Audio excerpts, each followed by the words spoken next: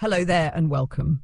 Tonight, allow me to gently guide you into the still, flickering glow of centuries past, a time where rituals were etched in blood, love was weighed against lineage, and wedding bells did not always sound sweet.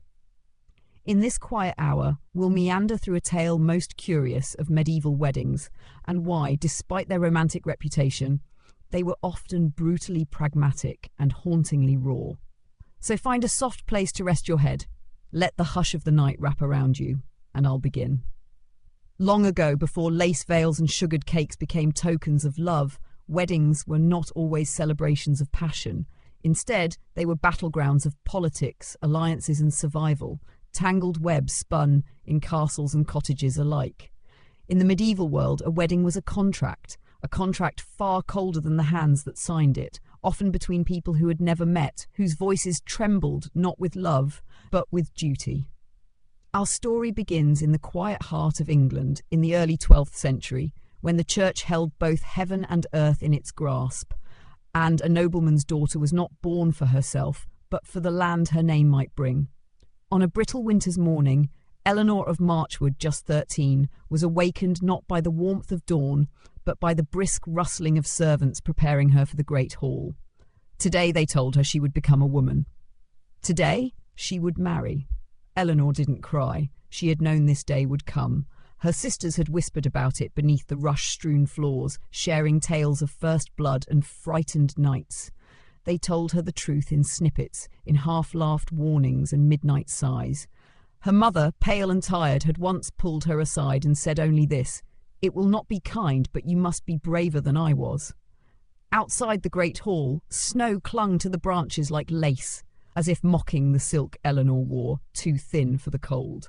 Her betrothed, Sir Oswin, was a man of war, 31, scarred from campaigns in Normandy, a man who had never seen her, but who knew her name, because it came with 200 acres of barley and a claim to the old Roman road that passed through her father's estate. As the priest chanted in Latin, Eleanor stared not at her husband-to-be, but at the flickering torchlight above the altar. Her hands were trembling, not from cold, but from the weight of what was to follow. You see, in those days, a wedding was not complete with a kiss. No, it was consummated before witnesses. A brutal ritual known as bedding the bride. It was not always done with cruelty, but it was rarely gentle. After the feast, when the wine had dulled the senses and the fire burned low, the guests would follow the newlyweds to their chamber. Some would sing bawdy songs, others would offer advice, crude jokes, or blessings, and when the door closed, all ears were trained to the sounds inside. It was believed that witnesses were needed to ensure the marriage was true, that no fraud had been committed. In noble houses, the bloody bedsheet was a prize. Proof.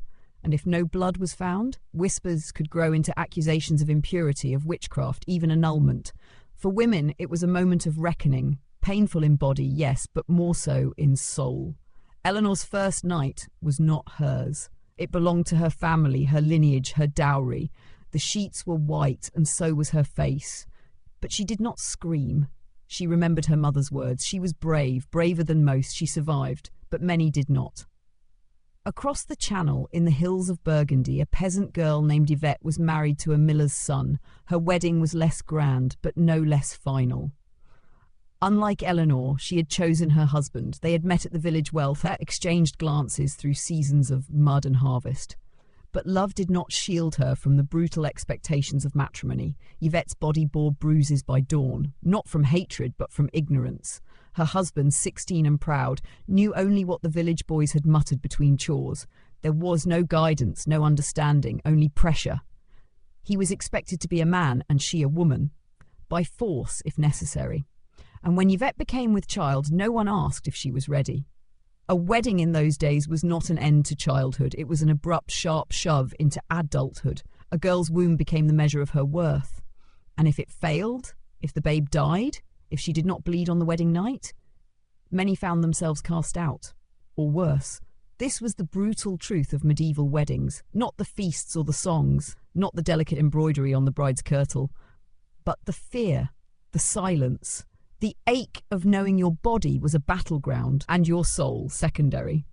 There were exceptions, of course, marriages of warmth, of partnership, But they were whispered legends, not the norm. Most brides were bartered, most grooms were pressured. The union was not of hearts, but of lands, of names, of bloodlines. As night deepens around us and the world outside grows quiet, remember the past was not always as gilded as our stories paint it. The bells that rang over village chapels and grand cathedrals did not always toll for joy.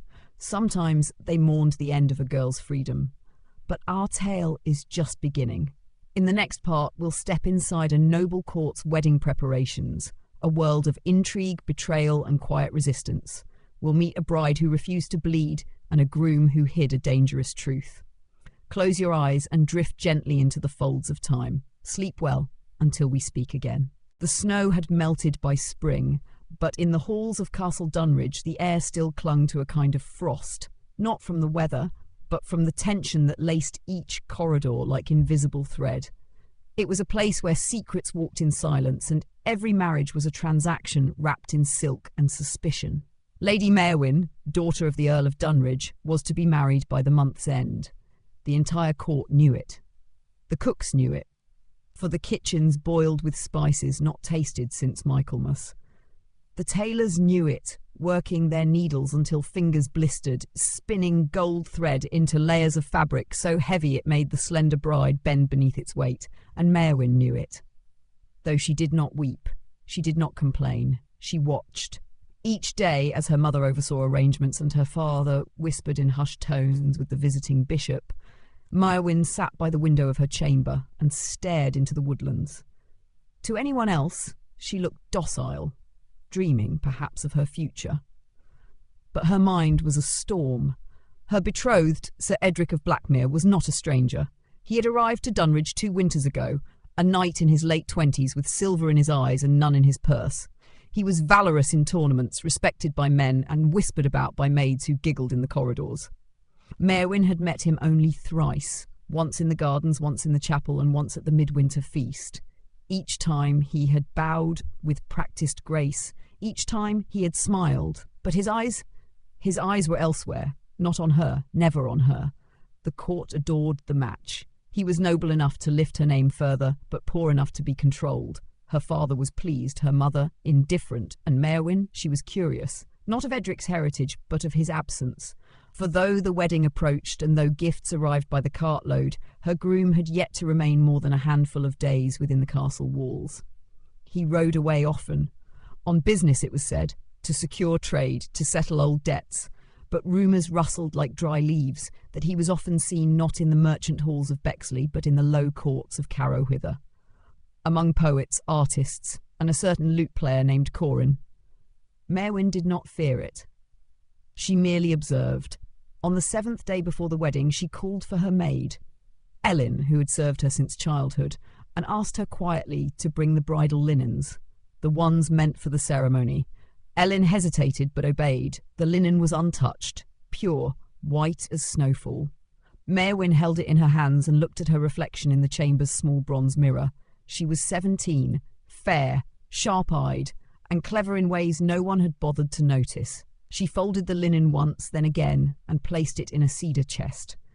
Later that night, she left a note beneath her father's ledger. It read, "There will be no blood, but there will be truth." At dawn, the castle stirred with excitement. The day of the nuptial procession had arrived. Courtiers brushed the dust from their finest cloaks. Musicians tuned their instruments. In the chapel, candles were lit in rings, casting soft light against the stone.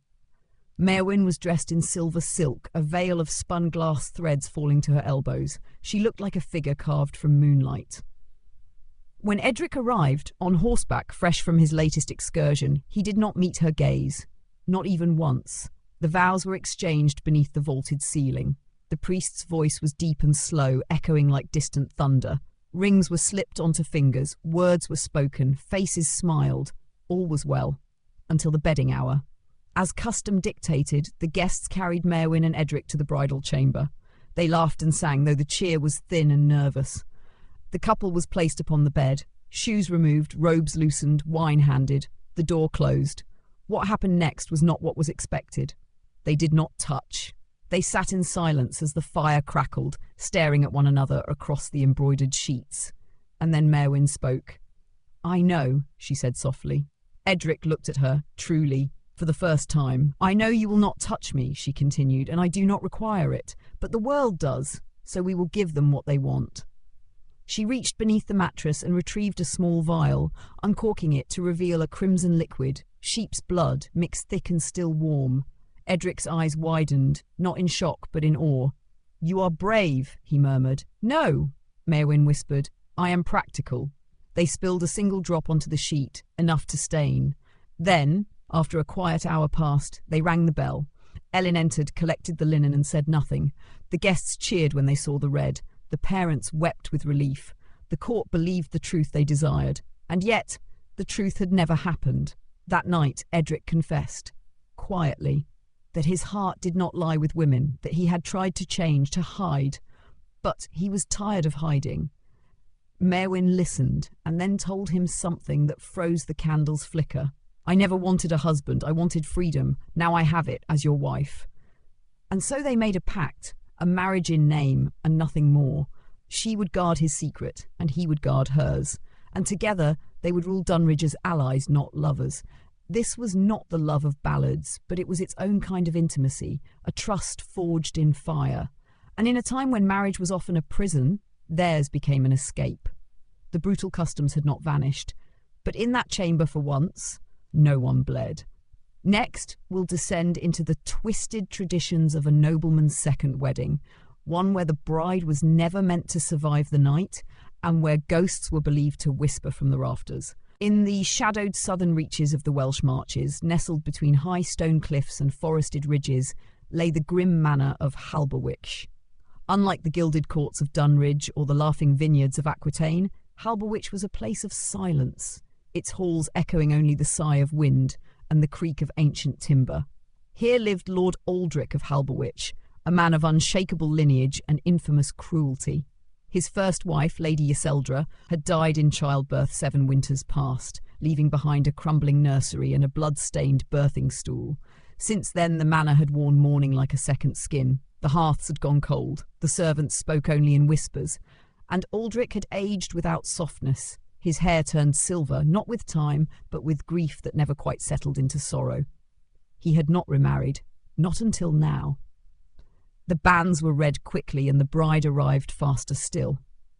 Her name was Ailís, a girl of barely 15, with flaxen hair and a laugh that did not yet know fear. She was brought to Halberwich in a cart drawn by tired mules, her only companion a nursemaid who had wept when she kissed her goodbye. Ailís had no dowry worth boasting of, only her father's bration and Aldrich's demand. There was no feast, no songs, no procession. On the evening of the wedding, Ailís was dressed in a simple gown of pale blue, the colour of spring skies. Her hands fidgeted with the hem as the priest mumbled the rites in the draughty chapel. Aldrich did not hold her hand. He barely looked at her. When the ceremony ended, the servants fled from sight. The nursemaid, dismissed. The torches were snuffed, and Ailís was led to the master's chamber by an old steward whose eyes never rose from the floor. That chamber was not made for warmth. The bed was a monstrous oak thing, carved with scenes of battle and grief. The air smelled of dust and damp wool, and the sheets, untouched since Yseldra's passing, were dry, stiff, and yellowed with time. Ailís waited. She did not know what to expect. She had heard things, of course, murmurs from kitchen maids, fragments of warning from older sisters, but nothing prepared her for the slow, deliberate sound of boots on stone. The door creaked open. Lord Aldrich stood in the threshold, still cloaked in black, his eyes unfathomable. He said nothing.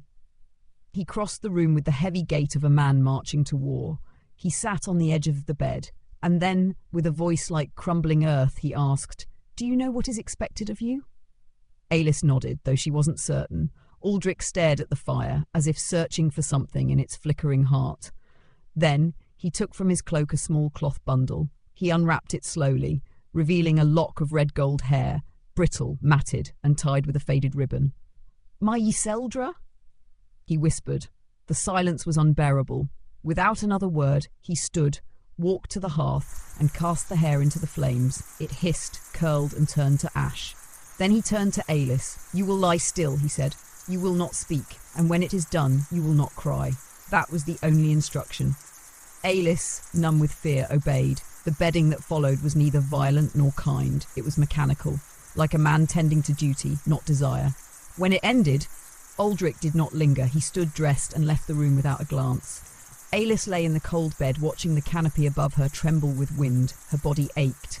But more than that, her soul trembled. She had thought marriage would be a threshold, a gate, a place from which life would begin anew. Instead, it was a tomb. Days passed, then weeks.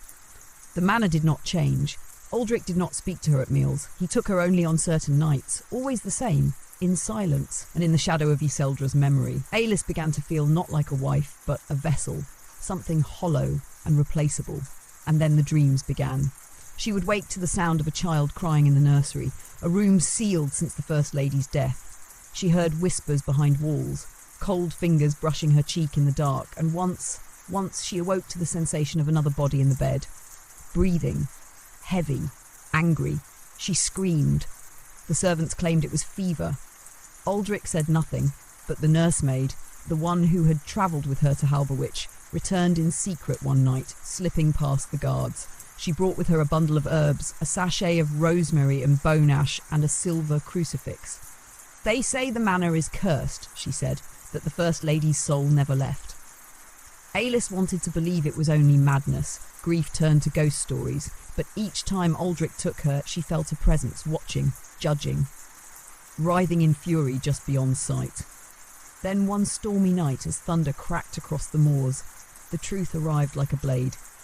Alice was summoned to the great hall. There, standing near the hearth, was a woman in rags, soaked with rain, her hair tangled, her eyes wild.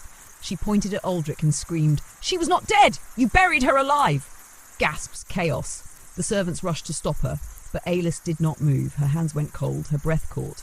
For in the woman's face, she saw something too familiar, a mirror of herself, twisted with time. It was Iseldra, or so she claimed. Aldrich bellowed, denying it. He swore she had perished in labour, that the midwives had buried her properly. But the woman recounted details, secrets, memories, private scars. She showed the mark beneath her collarbone, the same Aldrich had kissed once, long ago.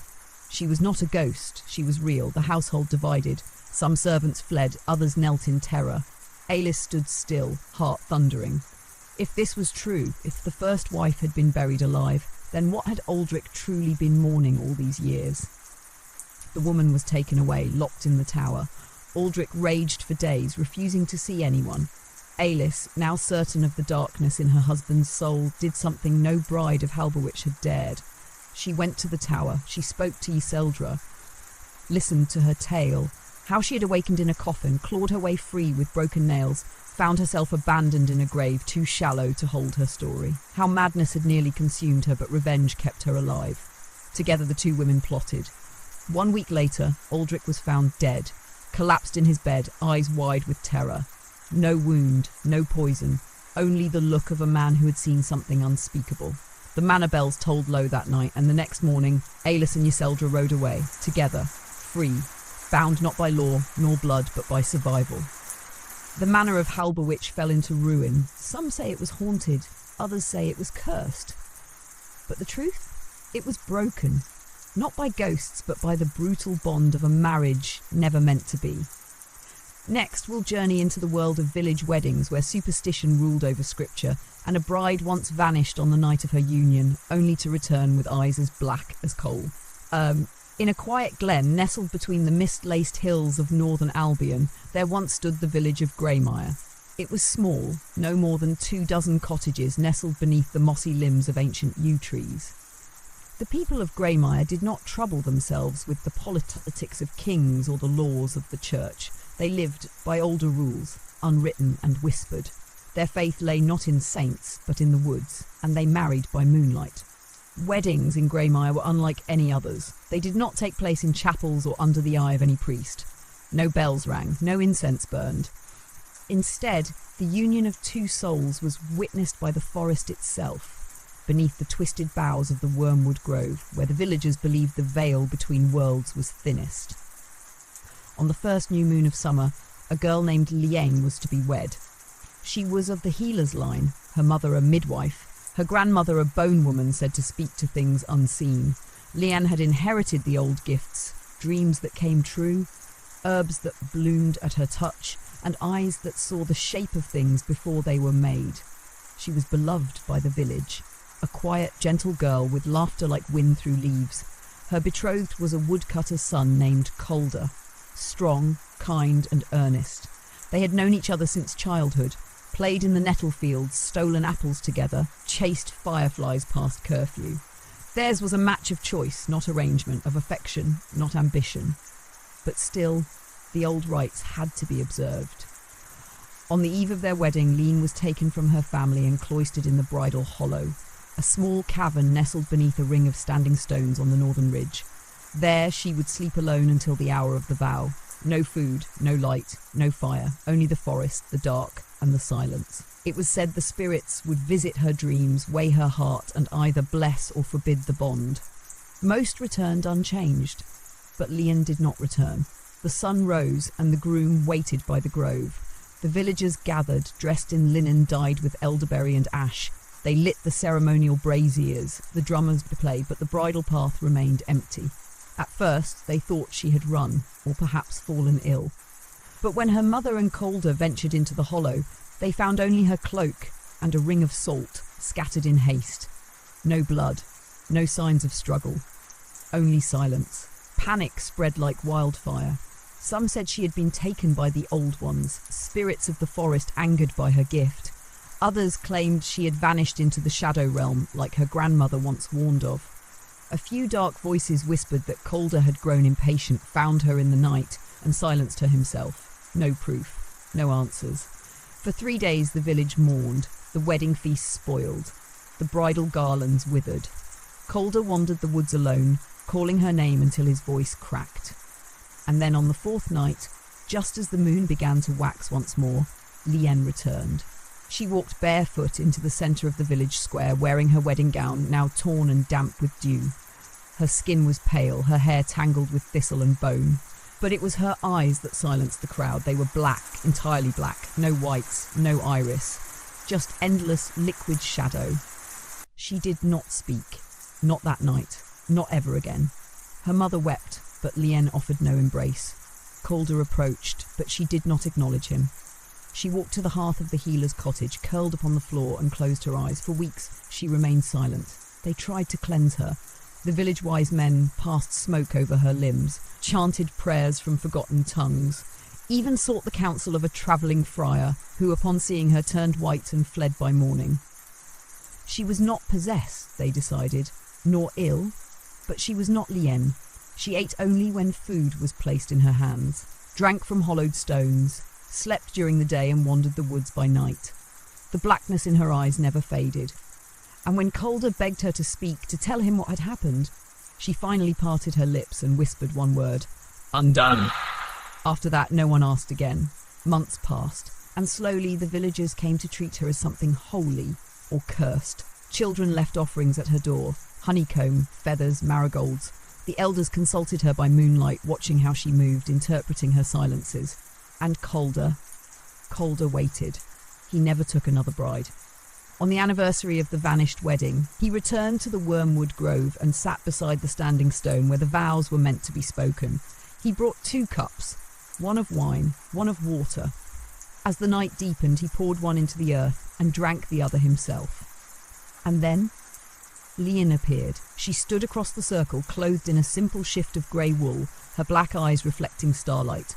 For the first time in a year, she stepped toward him, placed her palm on his chest. "I remember you," she said softly. It was all he needed. They never wed in the old rite, no vows spoken, no witnesses called.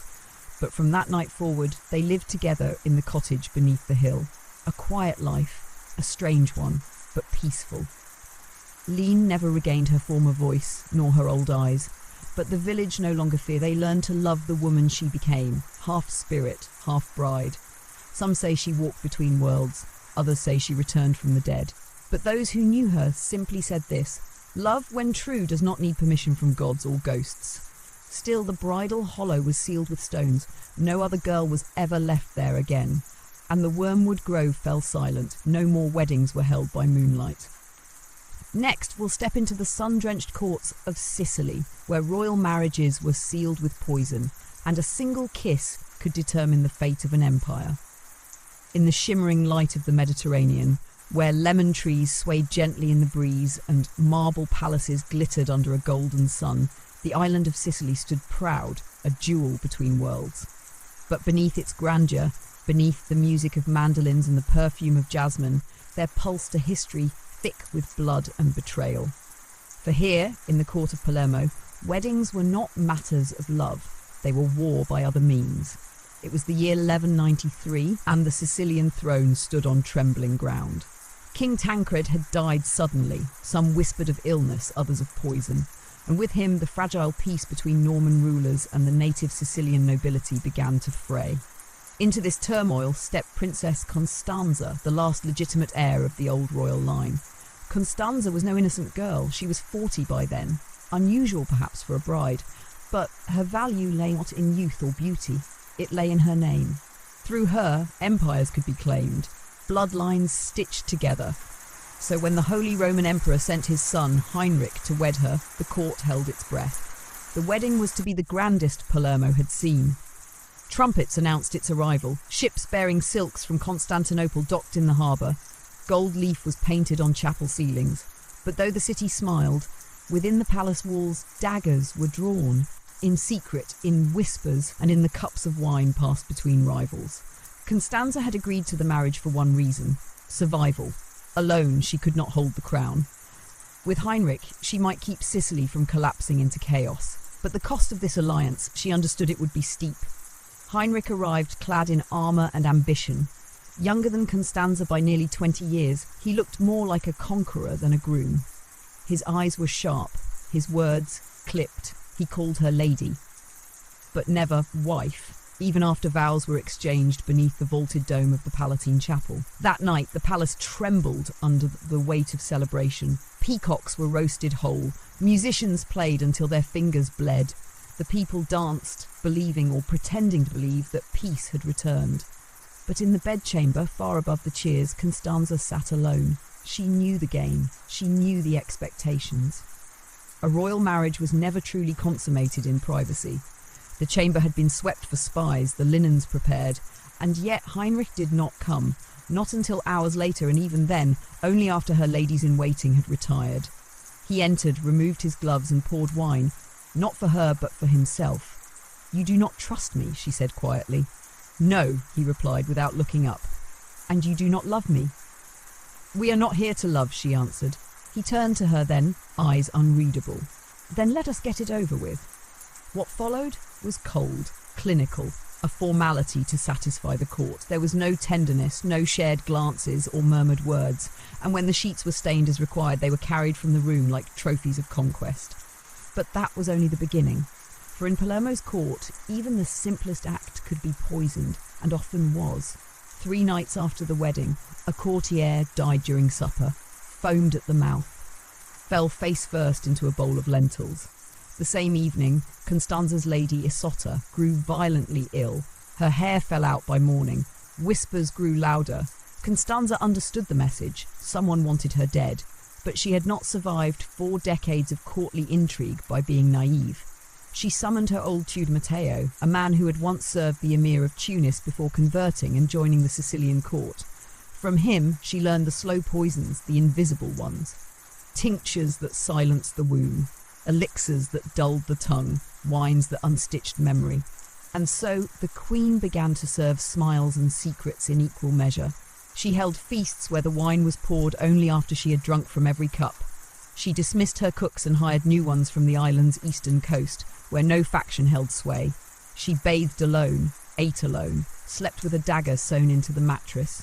Heinrich noticed. He questioned her, accused her of plotting. She responded not with denial, but with a chilling smile. "If I am plotting," she said, "then be grateful I have not yet succeeded." Their marriage became a standoff, 2 monarchs sharing a crown, a bed, and a growing hatred. And then came the child. Constanza was with child by winter. At first, many believed it impossible. She was 41. There had been rumours of barrenness, but as her belly swelled, so too did the court's awe. Whispers turned to reverence. A miracle, some said, a sign of divine favour, but others doubted. The child was born in secret. in a small convent miles from the city, not by accident but design. For Constanza feared what might be done to an heir in Heinrich's care. She trusted no one, not even the midwives who were replaced in the 11th hour with women from her mother's homeland. The boy was named Frederick. He would go on to rule empires, to be crowned Holy Roman Emperor, to become Frederick II, the Stupa Mundi, the wonder of the world. But in those first days, he was just a frail thing, wrapped in linen and hidden from assassins. Constanza did something unheard of. She breastfed him in the public square, not for the sake of nourishment, but to prove that the child was hers, that he was not stolen or replaced or fabricated. She, the queen, sat on stone steps with her royal gown loosened, offering herself to the infant before a crowd of hundreds. It was a spectacle of calculated honesty. And it worked. Heinrich, stunned, could not deny the boy, nor could he move against Constanza without risking rebellion. For once, Palermo stood behind her, but the marriage never mended. They lived in separate wings of the palace, shared meals but not words. And when Heinrich fell ill some years later, of a fever none could explain, Constanza did not grieve. She simply took the crown from his coffin and placed it on her son's cradle. In Sicily, weddings were not fairy tales. They were weapons, and sometimes the bride wielded the sharpest blade of all. Next, we journey to the windswept highlands of Scotland, where clan feuds were settled not with swords, but with marriages steeped in blood oaths, and where a bride once vanished into the moors, only to return with a vengeance whispered in fire. In the rugged folds of the Scottish Highlands, where the wind howled like wolves across the moors, and the stones themselves seemed to carry memory, there lived two clans whose names had been etched into one another by centuries of blood. The MacCraiths and the Donocks. They had warred for generations over grazing lands, over cattle, over pride. So long had their feud endured that even the elders had forgotten the original spark. It had simply become a part of life, like the rain or the bracken underfoot. And then a marriage was proposed. Not out of peace, but desperation. The Donash laird, Ewan of Glenbain, had lost his 3 sons to skirmishes in the past 2 winters. Only one daughter remained, Ailsa, 17, fierce as the hills, with hair like copper flames and a temper to match. The MacCraiths, in turn, had grown weary of raids and retaliations. Their stores were low, their cattle thin, and their heir, Lachlan, a brooding man of 30, had shown no interest in any woman. It was the church that suggested the union. A bishop travelling through Glenbain was caught in a thunderstorm and forced to take shelter in Ewan's hall. He listened to the tales, watched the glares exchanged between MacCraith scouts and Donnock sentries, and said simply, "A wedding will stop what your blades never could." Ewan considered the words, then sent a raven. The MacCraiths replied with a single token, a brooch of greenstone wrapped in wolfskin, their clan's acceptance. The wedding was arranged to take place on neutral ground, the old ruined kirk of St. Taran, a roofless chapel carved into a hillside where the wind never ceased and ravens circled endlessly above. The site had not seen a ceremony in 200 years. It was chosen not for its beauty, but for its symbolism. Ancient, cold, sacred. Ailsa did not cry, she did not beg. When her father told her she would marry the son of the enemy, she looked him squarely in the eye and said, "Then teach me the oath, so I may speak it louder than any man." She wore no veil, no lace, only a dress of dark wool stitched with heather and bone, and a dagger tied beneath her garter. Lachlan, for his part, arrived without ceremony. He rode alone, a stallion, dark as night beneath him, and said nothing as he dismounted before the kirk. His hair was long, his jaw unshaven. And when he looked upon Ailsa for the first time, he offered not a smile but a respectful nod, as if to say, "I do not want this either, but I will not dishonour it." The ceremony was performed by torchlight. There were no hymns, no harps, only silence. The bishop read the binding words in Latin, but the clans exchanged the ancient Highland oath instead, a vow spoken in the old tongue, older than any scripture, in which the bride and groom swore not to love, but to bind their blood to end the war. They each cut their palms with a blade forged from bog iron and pressed them together over a bowl of peat smoke. It was done. That night, the newlyweds were taken to a tent pitched at the edge of the moor, not in a hall, not in comfort, but beneath stars and stone so that the land itself might bear witness. Inside, Lachlan offered Ailsa a cup of mead untouched. She took it, drank, and returned it to him. Then, without a word, she untied the dagger at her thigh and placed it between them on the furs. "We do this," she said, "not for peace, but for something better. A future." Lachlan nodded. "We do this as wolves do, not with honey, but with scars." And so their union began, not in tenderness, but in mutual respect. But peace would not come easily.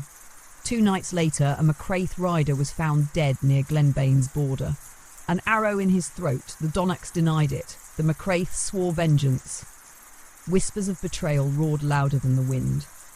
Ailsa, now caught between blood and vow, demanded to ride to the borderlands and investigate herself. She wore her wedding band like armour and brought only one companion, a mute tracker named Bronach, whose eyes saw more than most. They found the truth buried beneath frost and moss. The rider had not been killed by a Donach, nor a Macraith, but by someone else entirely, a third hand. The arrow's fletching was of black crow feathers, a signature of the outlaw clans who lived beyond the rivers and served no laird but gold. Ailsa returned with the proof, but her father refused to listen. "The Macraiths lie," he spat. "They seek to weaken us, make us soft with marriage." Lachlan, too, was met with suspicion by his kin. "The Donachs will strike soon," his uncle warned. "You gave them your name, now they want your blood."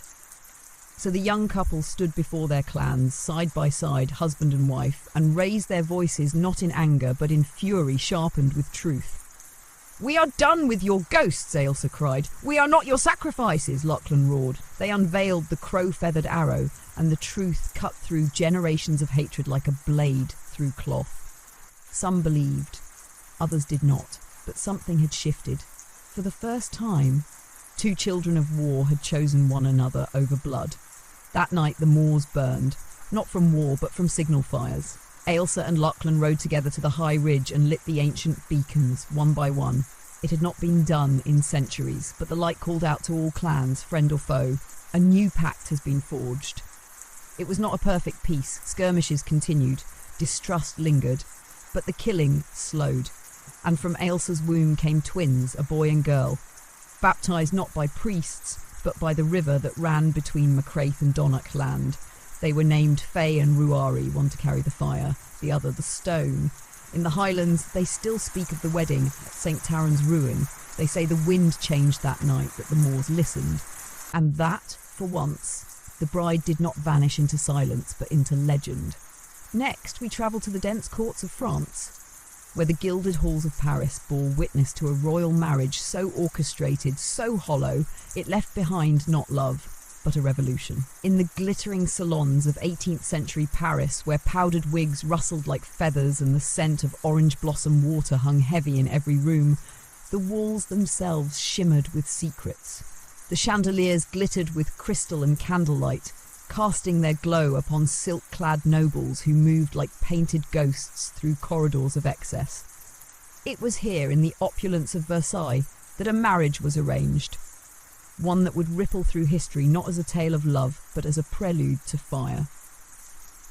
The bride was Austrian, Maria Antonia Josepha Johanna, youngest daughter of Empress Maria Theresa of the Habsburg Empire, 15 years old, with soft eyes and uncertain French. She was raised among the snow-draped palaces of Vienna, schooled in diplomacy and deference, trained to smile even as her soul shivered beneath the weight of dynastic ambition.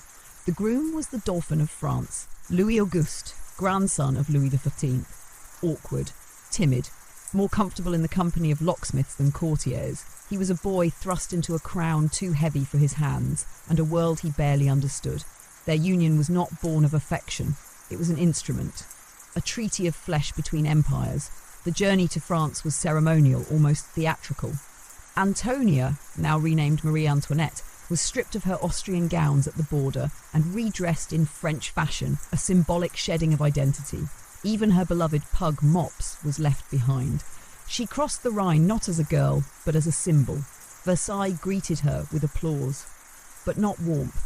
She was foreign, young, and expected to bear the weight of generations upon her shoulders. Her every smile measured, her silences misinterpreted. At court she was a portrait come to life, studied and criticised with equal fervour. The wedding took place on May 16, 1770, in the Royal Chapel of Versailles. The hall gleamed with gold leaf and frescoes of angels peering from vaulted ceilings. Thousands of eyes watched from balconies and galleries as the couple exchanged vows beneath the grand altar. Choirs sang, bells rang. Outside, the people celebrated in the Place de la Concorde with fireworks and festivity.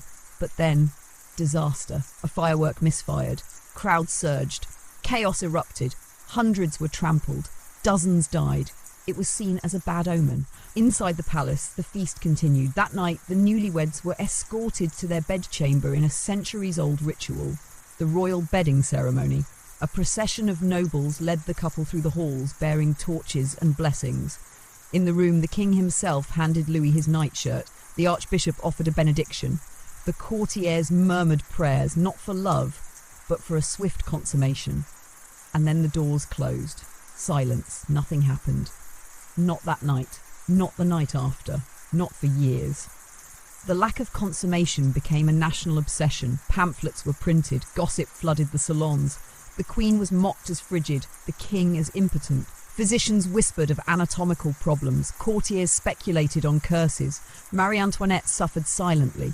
She wrote letters to her mother in Vienna, filled with sorrow and frustration. She tried, truly tried, to please Louis. She spoke gently, laughed at his nervous jokes, waited patiently for his affections. But Louis was paralyzed by uncertainty. He did not dislike her, but he did not desire her either. His shyness, his religious guilt, and perhaps his own confusion all conspired to freeze him. For 7 long years, their marriage remained unfulfilled, and in that vacuum, cruelty festered. Marie Antoinette, isolated and judged, turned to pleasure. She escaped into balls, masks, and music. She laughed loudly, dressed extravagantly, and danced until dawn, not out of vanity, but out of desperation. The court called her the Austrian woman, and worse. They said she corrupted France, that she devoured gold. She built her Petit Trianon, a small palace where she could be simply a woman, not a queen. There she dressed as a milkmaid, tended lambs, and played at freedom. But freedom in France was growing restless. Outside Versailles, famine loomed. Children starved while nobles feasted. Bread cost more than wages. The people saw the queen's gowns, heavy with diamonds, and the laughter in her rose gardens. They did not see the girl who cried alone in silk-draped chambers. Then, at last, a child, a daughter first, then a son. The marriage was finally consummated and the succession secured. But it was too late. The tide had already turned. The people did not forgive the years of silence. Revolution stirred beneath every cobblestone. Marie Antoinette, once the child bride with trembling hands, became a symbol of everything wrong with the monarchy. Let them eat cake, they claimed she said, though she never did. It did not matter. The myth was stronger than the truth. She was no longer a girl. She was a target. Louis XVI and Marie were imprisoned. The palace was stripped. Their children taken. The court that once watched her walk on marble now demanded she walk to the guillotine. On a grey October morning in 1793, she did. Her hair had been cut, her hands bound, her dress plain. No longer a queen, only a widow, a mother and a memory. As the blade fell, the silence that followed was not one of justice, but of sorrow. The wedding that was meant to unite empires had instead lit the fuse of a revolution. Next, we crossed the icy seas to the far north, where in a land of midnight suns and silent snows, a Viking bride was bound to her husband not with rings, but with a sword, a sacrifice, and a promise that echoed through the halls of Valhalla. In the land of the northern lights, where glaciers groaned with the breath of the gods and fjords sliced the earth like ancient scars, marriage was not a tender affair, it was an offering.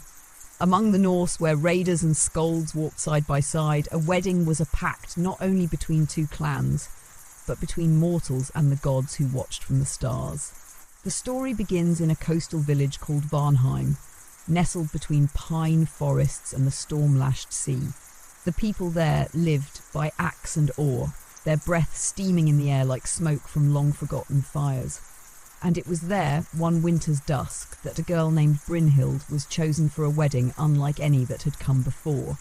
She was a shield maiden, not a common thing, but not unheard of either in the time of the sagas.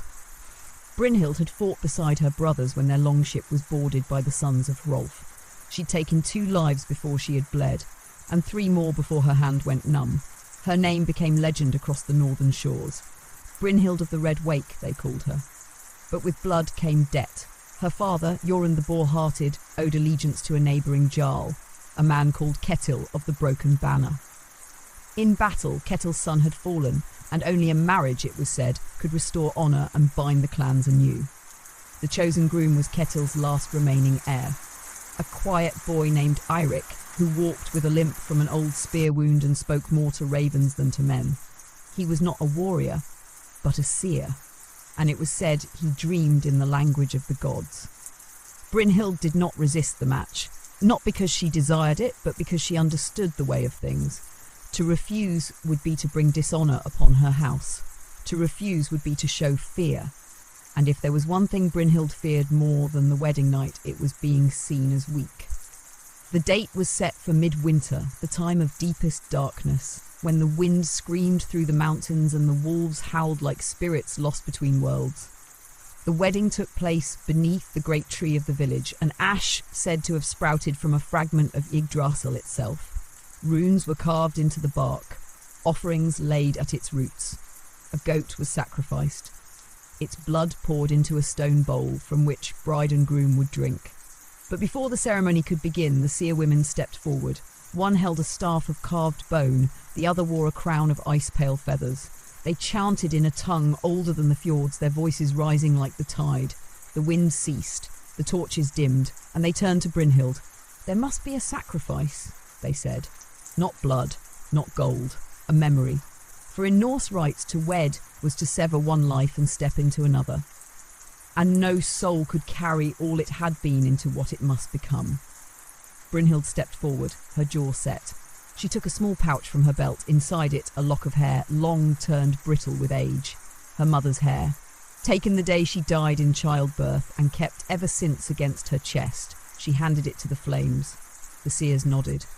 Eerie, too, offered a sacrifice, the shard of a dreamstone he had carried since childhood, said to contain the name of a dead brother. He dropped it into the coals. It cracked and hissed. Then they were bound, not by rings but by blade. A sword was laid between them, not to be drawn, but to mark the space that would remain between them until the gods willed otherwise. For 1 year and 1 day they would live as husband and wife, but they would not touch, not embrace, not consummate the union. This was the sword oath, a ritual of patience, of proving worth. If either crossed the blade, the gods would curse the union with war or death. But if they honoured it and learned one another in silence, they would be blessed. So Brynhild and Eerie were led to their hall. The fire was lit, the sword placed between the firs, and they lay down, side by side, 2 warriors with nothing but steel and air between them. At first the nights were quiet. Brynhild stared at the ceiling beams, hands clenched beneath the blankets. Eerie did not speak, only breathed softly, as though afraid to disturb the peace. But as weeks turned to months, they began to speak of dreams, of fears, of battles fought and never told. Brynhild confessed how she feared drowning more than dying in battle. Eerie told of a dream in which she turned into a swan and vanished into the clouds. They began to laugh. One night, they both reached for the same drinking horn and their hands brushed. Brynhild's heart thundered like a distant storm, but neither crossed the blade. Not yet. On the eve of the final night of the oath, the village gathered once more. Snow fell thick. Wolves howled in the distance.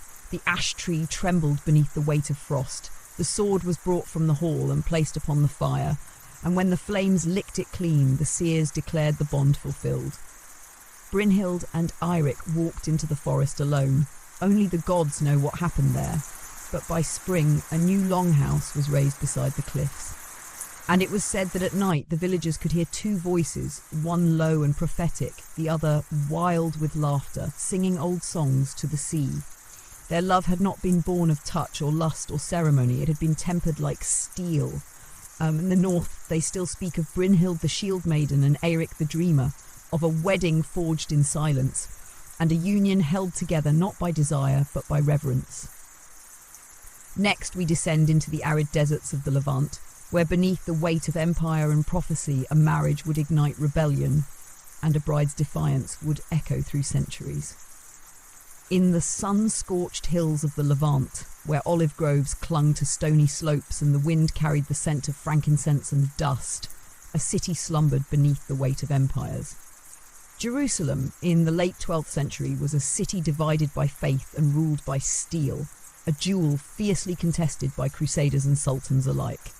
It was here, amid minarets and cloisters, that a marriage was arranged, not for love nor even for peace, but for the illusion of it. Her name was Zainab bint al-Harith. She was the daughter of a local sheikh, a respected leader among the desert tribes who had long refused to bow fully to either the Christian kings or the armies of Saladin. Zainab had grown up in a tent lined with Persian rugs under stars unobscured by stone. She was as clever as she was sharp-tongued, often found listening at the flaps of her father's council meetings, memorizing treaties and disputes before she could ride. By 17, she could quote both Quranic verse and Persian poetry. She was admired, yes, but also feared, especially by men who found themselves on the losing end of her words. Her father, once courted by Saladin himself as a potential ally, had remained neutral in the wars that scorched the Holy Land. But neutrality had its price. His trade caravans were often raided by Franks, his wells poisoned, his allies disappeared into prison or sand. So when a marriage was proposed between Zainab and the son of a Frankish lord from Acre, it was seen as salvation, an unnatural union, but a strategic one. The groom was Arnaud de Brienne, a knight's son. Raised among stone ramparts and Latin prayers, his skin pinked easily beneath the sun, and he spoke Arabic like a child just learning to walk. Yet he was not cruel, he was curious, and, unlike his brethren, he believed in diplomacy more than conquest. The wedding would take place not in Acre, nor in the desert, but within Jerusalem, on ground claimed by both Crescent and Cross. Neither side approved. The Muslim courts murmured of betrayal, that Zainab, the flame-tongued daughter of the dunes, would lie with a Christian and bear his children. The Crusaders scoffed at the idea of a Muslim woman joining their ranks, calling it a blasphemy cloaked in silk. But the Emirate and the Franks were desperate for a pause in the bloodshed. And so the ceremony moved forward. It was to be held at night during the rare convergence of the moon and the red star Mars, a time, according to both Arab astrologers and Latin mystics, when fate could be rewritten. Zainab wore no white. She wore crimson, a robe stitched with gold thread and pearls, gifted by her grandmother, who had escaped the Seljuk courts many years prior. Her veil was sheer, her eyes lined in kohl, and around her neck hung a talisman, a silver disc etched with her mother's prayer for protection. Arnaud arrived draped in chainmail and silk, a strange blend of battlefield and diplomacy.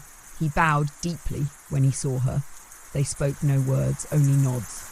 The marriage was performed in two tongues. First, by an imam, beneath the light of an oil lamp as verses were chanted into the silence. Then by a priest, who crossed their foreheads with oil and whispered blessings in Latin. The crowd was still, watching as two worlds bound themselves together, uncertain whether to rejoice or recoil. After the final vow, a dove was released. It did not fly upward. It circled once and vanished into the dark. The bedding chamber was set within a neutral guest house, neither mosque nor cathedral, but an old Roman bathhouse repurposed for nights such as this. The floor was lined with rugs, the air perfumed with rosewater and myrrh. Inside, the couple faced each other, no longer emissaries, no longer pawns, but people. Zainab, ever direct, spoke first. "I will not belong to you," she said, "and you will not belong to me. If we must share this bed, let us first share truth." Arnaud, to his credit, did not flinch. "I did not choose this path," he replied, "but I will walk it beside you, not in front." They sat. They drank wine sweetened with honey. They spoke of their homes, their fears, their dreams. Hours passed. The blade between them remained untouched, not a weapon, but a marker, a silent agreement. That night they did not touch, but something deeper passed between them. In the days that followed, they worked together, Zainab translating petitions from merchants, Arnaud securing routes through the hills. They rebuilt wells, guarded caravans, dispelled rumours with careful diplomacy. And for a while it worked. But peace is a fragile thing. Months later, a skirmish broke out near Gaza. A rogue group of crusaders attacked a Muslim village. In retaliation, Arab fighters stormed a Frankish fortress, blood the sands once more. Whispers grew louder that Zainab had seduced Arnaud to spy on the Franks, that Arnaud had converted in secret, that their marriage was not sacred, but a sacrilege. One night, a fire lit the sky. Zainab's tent was burned, her horse poisoned, and Arnaud gone. They found his body 3 days later, washed up on the shores of Jaffa, blade through the heart. Wrapped in Zainab's red wedding robe, she did not weep. She rode to Jerusalem in silence, entered the cathedral alone, and stood before the altar where the priest had once blessed them. There she spoke. This marriage was not holy, nor was it doomed. It was a chance, and you destroyed it. She left the city that night. Some say she returned to her father's camp. Others claim she disappeared into the desert, joined the warrior women of the south. But for years afterward, pilgrims travelling between Acre and Jerusalem spoke of a lone rider, robed in crimson, face veiled, blade shining like moonlight. They called her the Widow of Peace. And when the wind blew across the dunes, it carried a lullaby not of love, but of what love might have been, if the world had dared to let it live. Next we journey west to the wild frontiers of early Christendom, where Celtic tribes mingled with Roman ghosts, and where a sacred marriage was sealed with blood upon stone, and a bride vanished into the forest mist, never to be seen again. The Isles of Britannia in the twilight of the 5th century were lands adrift in time, half swallowed by Roman ruin, half reborn in Celtic fire. Forests stretched vast and dark, untamed. Stone circles whispered with the echoes of druids, and in the hills beyond the reach of empire, old gods lingered in root and rock, waiting. It was here in the borderlands of what is now Wales that a marriage was prepared. A union not of kingdoms nor of conquest, but of prophecy. The bride was Eerie of Caerwish, daughter of a chieftain, sear-blooded, born under the eclipse moon. Her mother died bearing her, her cries rising with the crows that circled above the birthing hut. From infancy, the druids watched her closely. Animals quieted in her presence. Fires sputtered in her wake. It was said she had the sight, though none knew what she truly saw. She grew like a shadow in sunlight, quiet, graceful, untouchable, with eyes pale as morning frost and hair the colour of ravens' wings. She became a figure of myth long before she came of age. The groom was Alan ap Merrick, a war leader's son, broad-shouldered, fierce-eyed and blessed with a voice that could command armies and silence storms. He had led raids against the Saxons before his 18th year and returned without a scar. The people loved him, the druids feared him. He was the flame to Ira's mist, and so the bards sang that they were meant. But meaning in those days was not enough. The druids demanded the rite of binding, an ancient marriage ceremony untouched by Rome or cross. It was not a celebration, it was an ordeal. To wed under the old ways, a couple had to be joined at the standing stones of Ynis Draenog, a ring of granite monoliths older than any tongue could name. There, beneath the bleeding moon, they would give their vows, not to each other but to the land. The stones, it was believed, would listen. And if the match was false, if there was deceit or ambition or blood curse, the forest would take what it was owed. No one had performed the rite in 3 generations, but the druids insisted. The wedding party left Caerwish at dusk, riding through the winding forest paths with only the sound of antlers cracking branches in the dark. Ira rode in silence, veiled in silver moss. Alan beside her, gripping the hilt of his sword as if it were a torch. They arrived by midnight. The stones loomed, each one taller than a man, carved with spirals and knots and symbols too ancient to read. A mist coiled low around their bases, thick with the scent of damp earth and heather. The moon above hung full and red, the blood moon. In the centre of the ring stood a flat altar stone, blackened by age, slick with moss. Upon it, a knife, bone-handled, druid-forged. The ceremony began. First, the sacrifice. A deer, pure white, offered by the hand of the bride. Eerie took the blade without flinching and with a single motion opened the creature's throat. Its blood pooled on the stone, steam rising in curls as it touched the cold surface.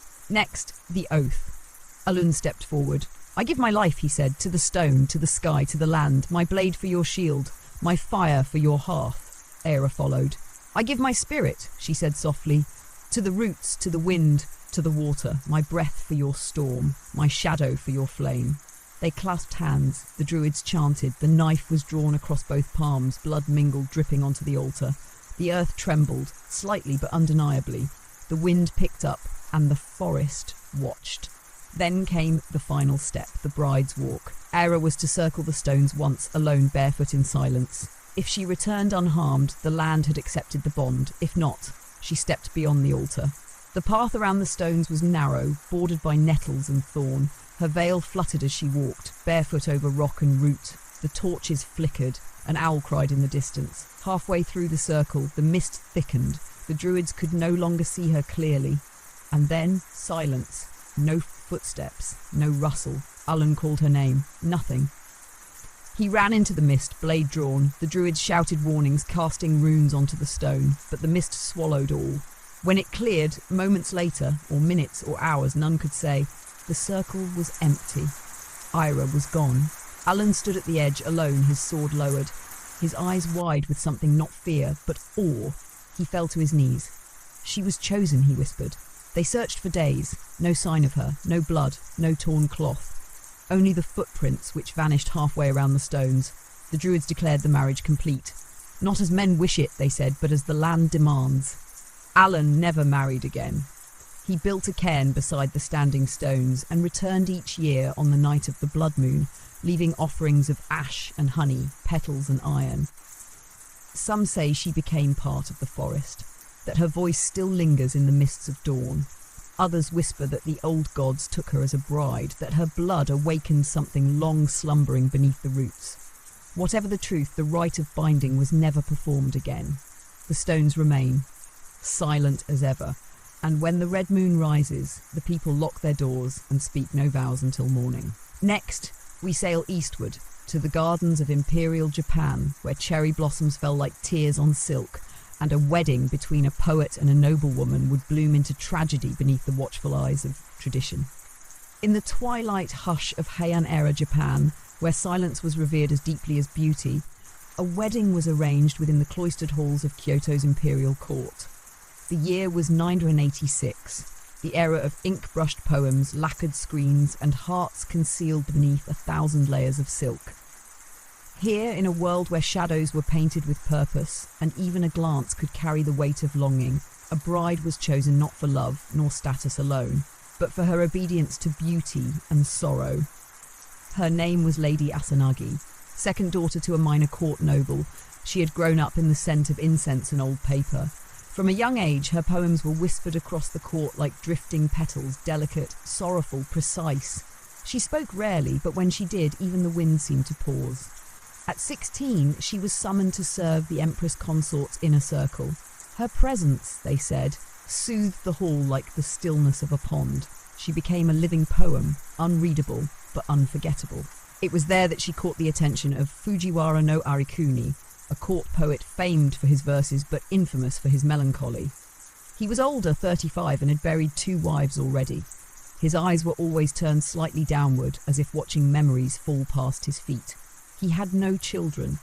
He asked for Asanagi's hand, not with ceremony, but with a poem. Left beneath her pillow, folded within silk. Beneath autumn moon, a lotus opens once more, ghost of your shadow. The Empress approved, her father consented. The omens, they said, were favourable.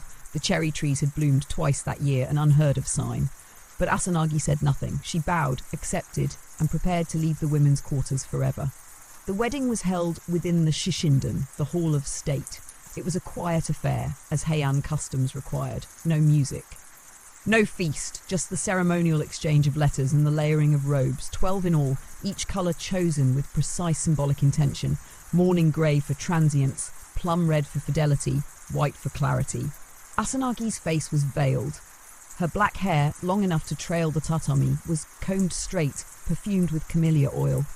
Arikuni stood across from her, his formal robes starched and sombre, his expression unreadable beneath the weight of etiquette. They bowed.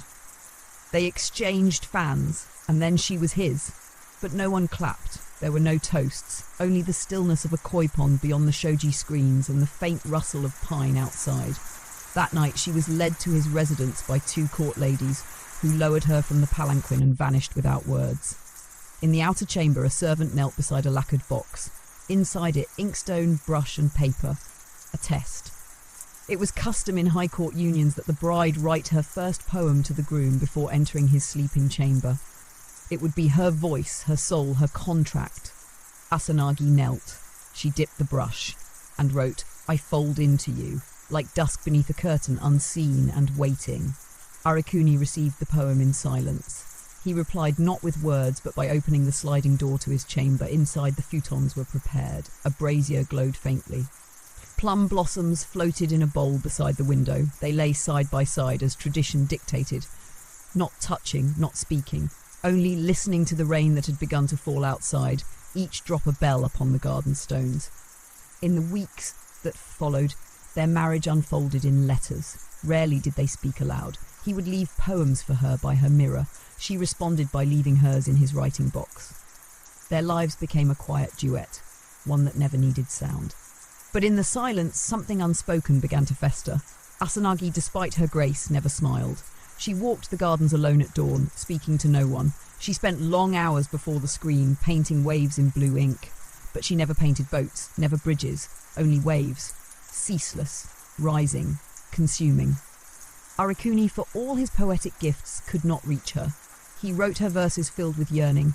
He offered her the last poem of his second wife, pressed between leaves. He recited sutras in her honour, but her silence deepened.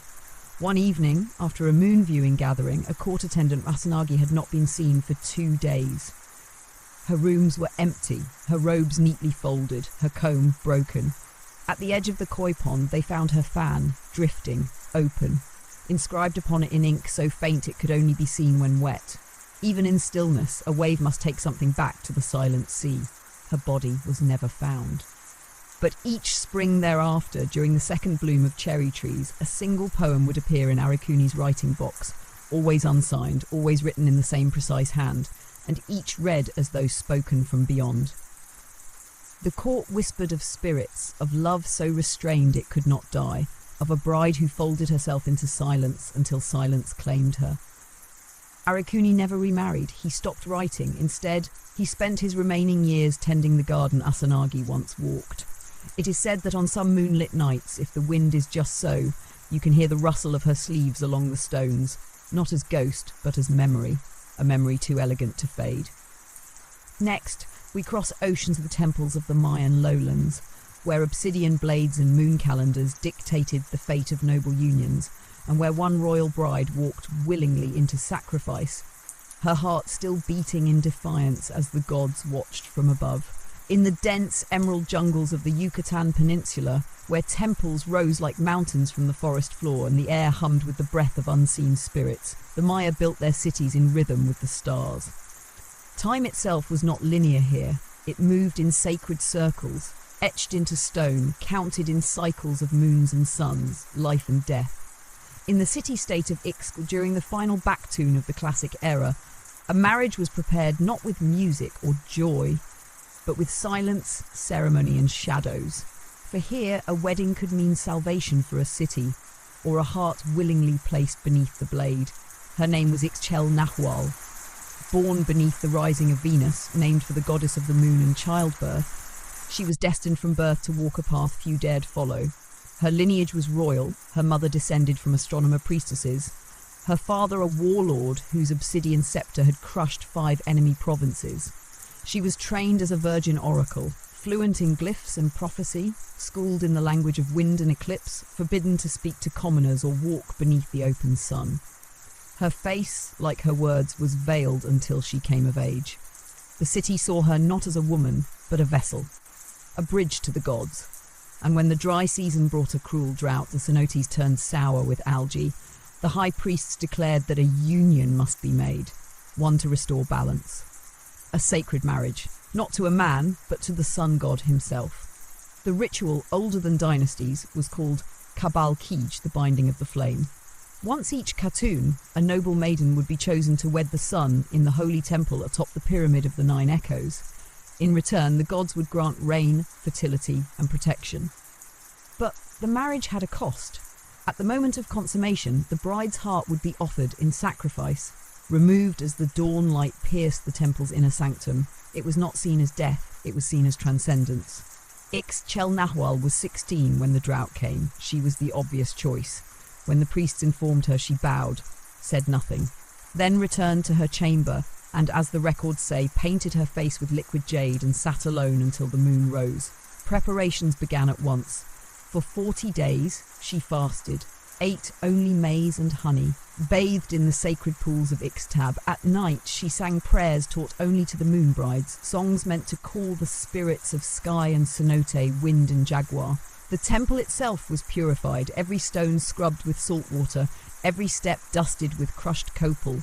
In the altar room, high above the city, obsidian blades were laid in ritual order. The offering bowl, carved from a single meteorite, waited. The city buzzed with reverence and fear. Some believed her sacrifice would save them. Others whispered that the gods had turned their faces away long ago. The day before the ceremony, she was clothed in white feathers. A cloak made of Quetzal plumes trailed behind her like a living serpent. Her hair was unbound for the first time in public, a gesture of ultimate humility. On her wrists, she wore carved shells, symbols of life's fleeting echo. She climbed the pyramid at dawn, each step a farewell. At the summit, a priest waited, not the usual executioner, but the Arkin-Mai, the highest priest of Ixkuhu, said to dream of fire and wake with ash on his tongue. He was old, blind in one eye, and carried the obsidian blade wrapped in crimson cloth. Ixchel Nahual lay upon the stone slab, her arms at her sides, her chest exposed to the sky. And then she spoke. One sentence, only once. I marry not for death, but to remind the gods of us. The priest paused. No bride had ever spoken on the altar. It was forbidden. But the winds shifted. The sun, long shrouded in haze, broke through. A single beam lit her face. The priest took it as a sign. With one swift motion he drew the blade, and the marriage was sealed. Her heart was placed in the offering bowl, still beating, still warm. And the moment it touched the stone, thunder cracked across the horizon. Clouds gathered, rain fell. For 3 days and nights it did not stop. The cenotes filled. The crops revived, the people wept in the streets, and her name, Ixchel Nahual, was never forgotten. Her story was carved into the temple walls, not as martyr, but as queen. The moon bride, the heart of rain. And every drought that followed, the people would ascend the pyramid, not with another sacrifice, but with poems, incense, and offerings of jade, for they believed no other bride would ever be worthy again. Some say her spirit still guards the city. That on the longest night of the year, a figure in Quetzal feathers walks the temple steps backward, whispering the names of forgotten gods. And that, if she reaches the top without being seen, the sun will rise again. Next, we travel deep into the heart of Eastern Europe, where superstition and survival danced hand in hand, and where a wedding in the Carpathians turned into a night of blood, salt, and a bride buried twice before dawn. I'm in the mist-shrouded folds of the Carpathian Mountains, where pine forests grew dense enough to swallow villages whole, and wolves were said to speak in dreams. Marriage was not a matter of joy. It was a matter of protection, a spell, a shield cast in flesh and vow. In the village of Bistritza, nestled on the edge of a dark forest and the darker rumours that swirled within it, there lived a girl named Mirella.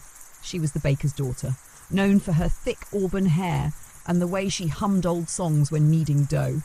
Her mother had died when she was small, and her father, half-blind and soft-spoken, had raised her on salt bread and tales of the unseen. But even bread and song could not keep away the old things. They called it Nunta Umbrelor, the wedding of shadows. It was not spoken of during the day, only whispered after sundown behind locked shutters and crosses made of rowan twigs. Once every generation the forest would take someone, not always with teeth, sometimes with charm, sometimes with invitation, and the only way to prevent it was to give it what it asked for. A bride, volunteered, married in haste, buried in secret. The ritual had faded in memory until one spring the wolves returned. First the sheep vanished, then the dogs stopped barking, then a boy, 12, bold, followed a flickering light into the trees and was never seen again. The village elder read the bones. He trembled when he looked at the fire and whispered that the cycle had returned. The forest wanted its bride. It was not a demand, it was a hunger. Mirella did not wait to be chosen. She stepped forward the next morning, hands dusted in flour, hair braided with plain cord, and said, "I will go." They tried to stop her. Her father wept. The priest cursed, but the elder nodded and said only, "Then we must do it properly." Preparations began with silence. There was no dress, no feast, only a veil spun of old linen, soaked in spring water and salt. She was bathed by 3 widows, each washing her limbs while chanting prayers that hadn't been spoken since before the churches came. Her groom? No one knew. The forest chose. And so, at the edge of the woods at the final hour before midnight, they laid out the table, bread, honey, milk and blood. Morella approached in bare feet, veil over her face, and stepped into the circle of stones. The villagers remained behind, torches lowered. The elder stood closest and murmured, "You are not wed to man, but to memory, to earth, to that which watches." She bowed her head. Then came the first burial. They dug a shallow grave, long enough for a girl, deep enough for forgetting. She lay in it, eyes closed, hands crossed over her chest. The widows placed salt on her lips, a coin on her tongue, an iron needle between her toes. And then they covered her, not fully, just enough to mask her breath, just enough to blind her. They said she must lie still until the forest accepted her. 1 hour passed, then 2. Then the wind changed. It blew warm, sweet, unnatural, and the veil that had covered her face was gone, lifted by a hand no one saw. The elder gave the signal. They pulled her from the earth, pale and shaking, and carried her to the church. There, a second ceremony began, the false wedding, as it was called. The priest read verses in Latin, but his eyes darted to the door with every word. Morella stood silent, her dress now grey with dirt, her hair streaked with leaves. A shadow waited outside. Not seen, only felt. The ritual ended with a kiss, not from a groom but from a black candle held close to her lips, the smoke curling into her mouth. Then came the second burial. This one, permanent. They led her back to the forest's edge, but she did not cry. She kissed her father's hand, whispered something only he heard, and then walked alone into the trees where the fog closed behind her like a door. By morning, the woods were quiet. The sheep returned, the dogs barked, the air smelled of pine and earth again. But Morella was gone. Some say she was taken. That a figure met her beneath the old trees, dressed in bones and shadows, and carried her to a place no man could find. Others believe she still walks the forest paths, not as prey, but as queen. Each year, on the same night, the village leaves bread and salt at the edge of the woods, and sometimes in the morning the bread is gone. In its place, a single braid of auburn hair or a small roll of perfectly baked rye. They call her the Miriasa Ingrapata, the buried bride.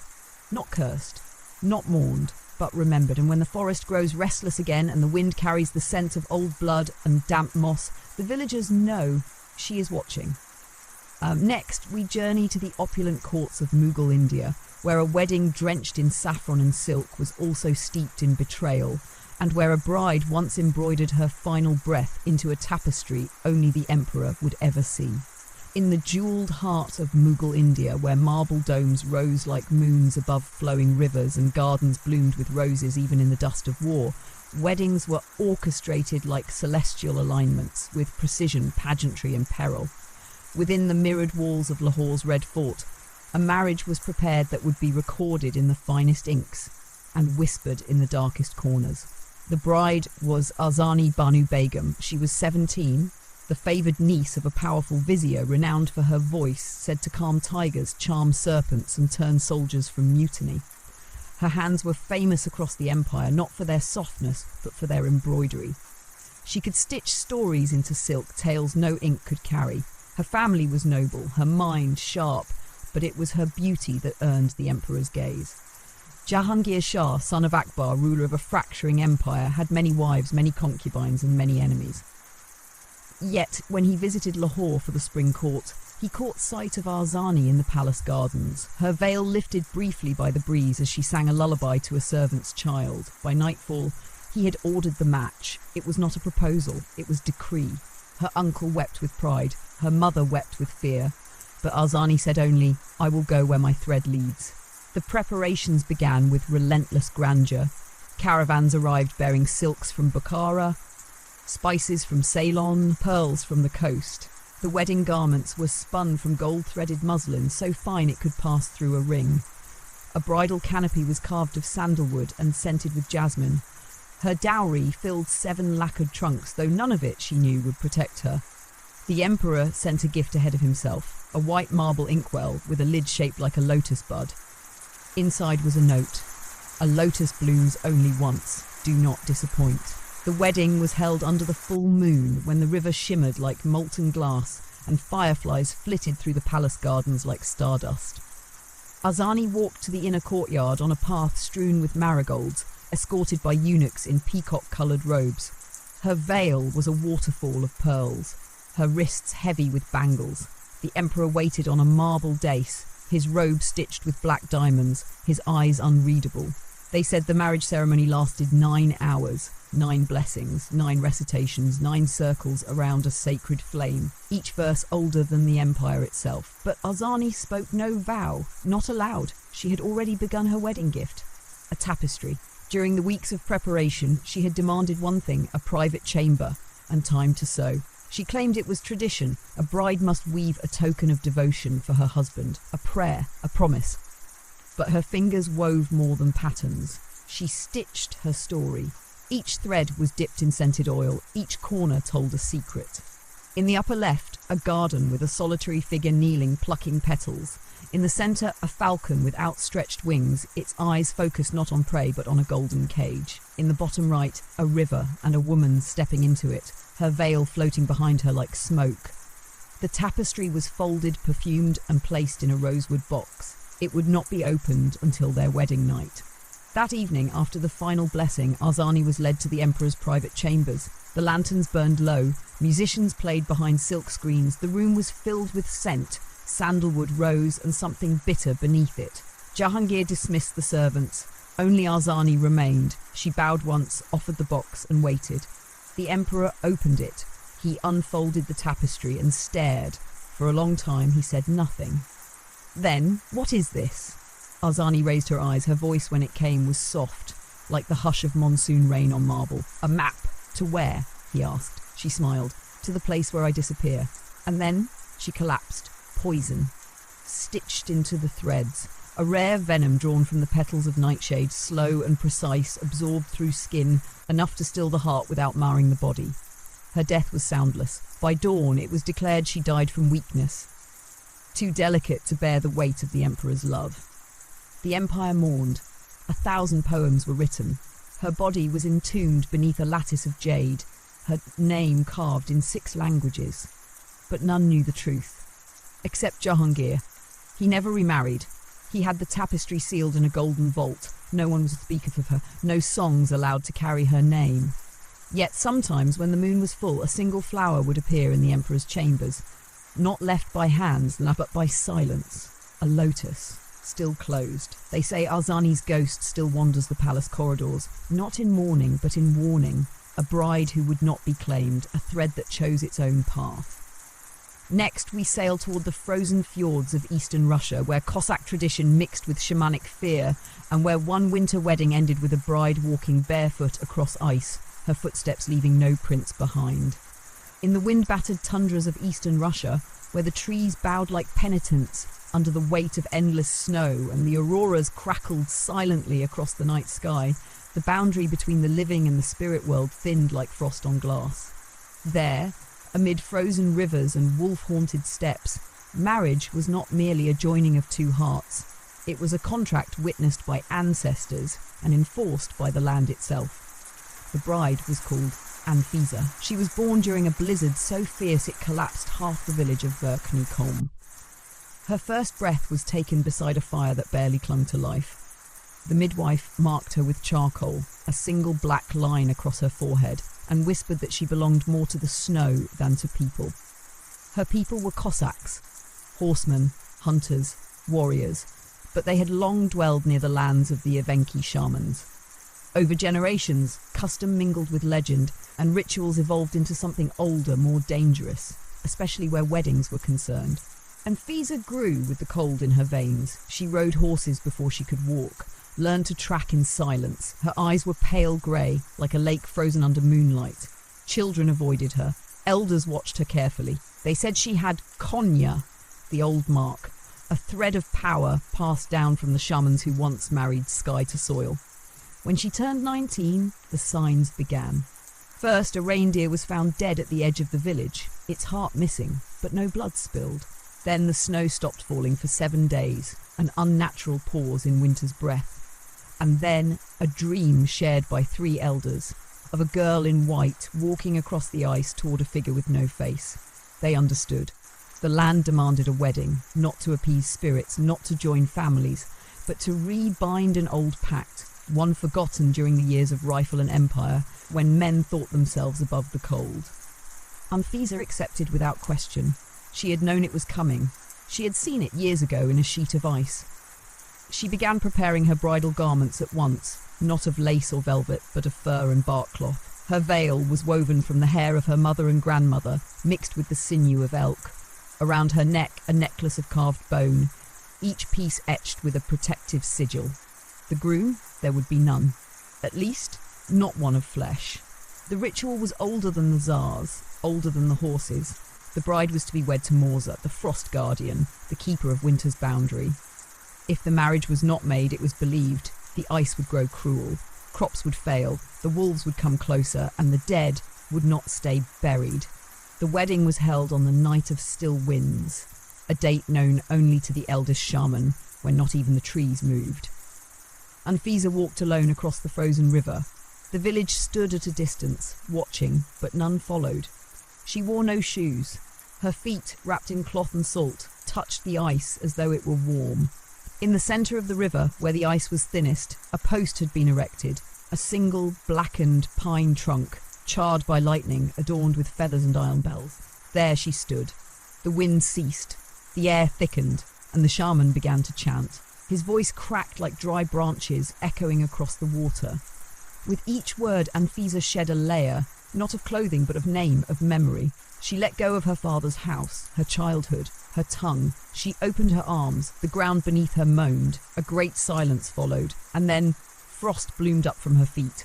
Not down from the sky, but up from the ice itself, curling around her ankles like hands, creeping over her body like vines. Her breath hung still in the air, unmoving. But she did not tremble. She closed her eyes and disappeared. The villagers waited until dawn. Nothing stirred.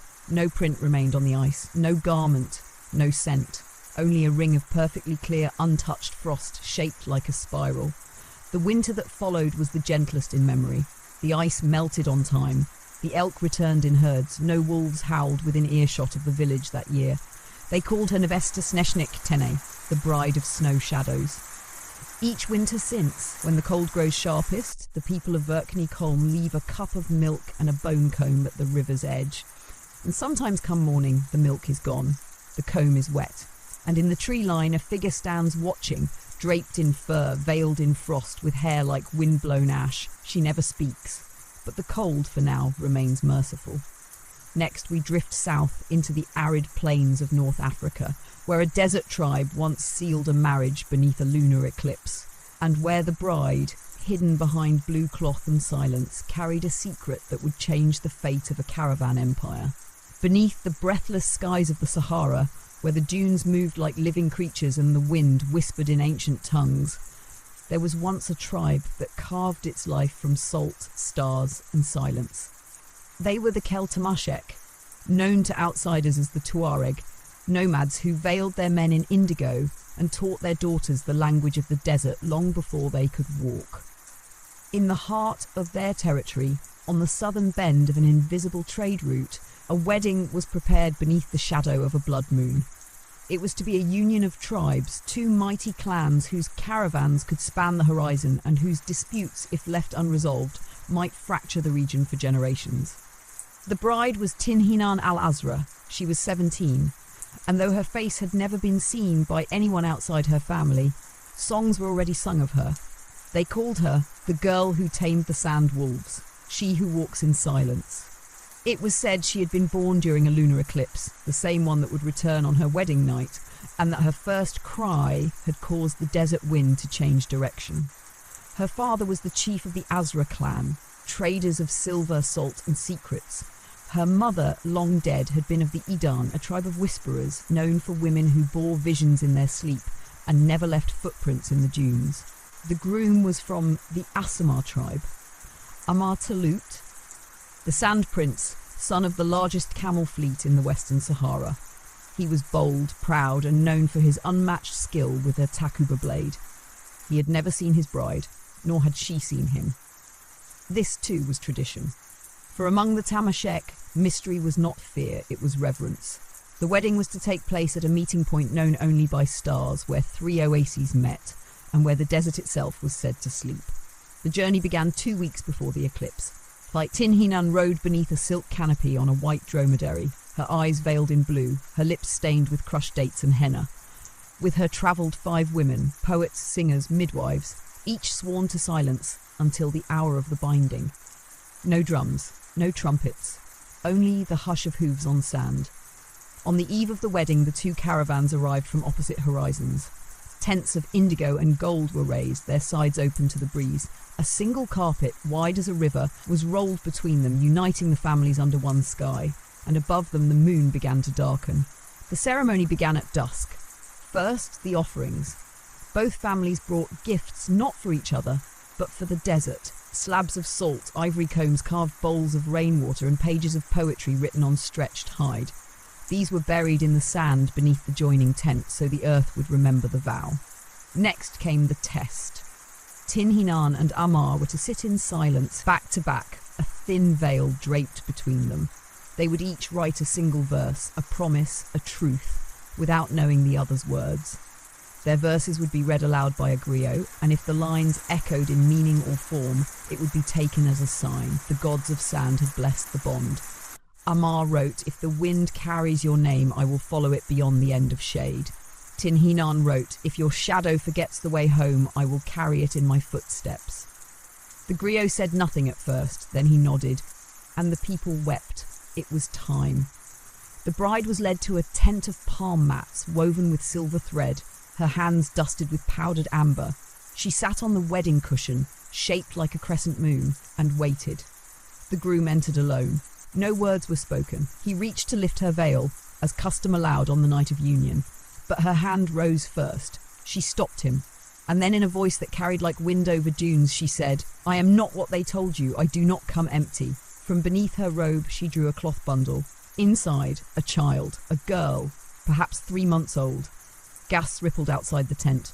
No one knew, not her family, not the poets, the midwives. The silence was suffocating, but Amar did not leave. He looked at the child, then at her. "What is her name?" he asked. "Lala," Tin Hinan said, "daughter of no man, but of the desert." A pause. Then Amar placed his takuba on the floor, a gesture of surrender. "She has your eyes," he said softly. That night, no joining took place. Instead, 2 figures sat by an oil lamp until dawn. 1 man, 1 woman, and a child born from silence, cradled between them. By morning, the marriage was accepted, not because it followed law, but because it followed truth. The child was raised by both clans. When she came of age, she rode between oases alone, speaking 3 dialects and carrying messages sealed with wax and sand. They called her Lal Tarika, the daughter of the path. As for Tin Hinan, she was remembered not for her veil nor her wedding night, but for the night she chose honesty over obedience and found love waiting on the other side.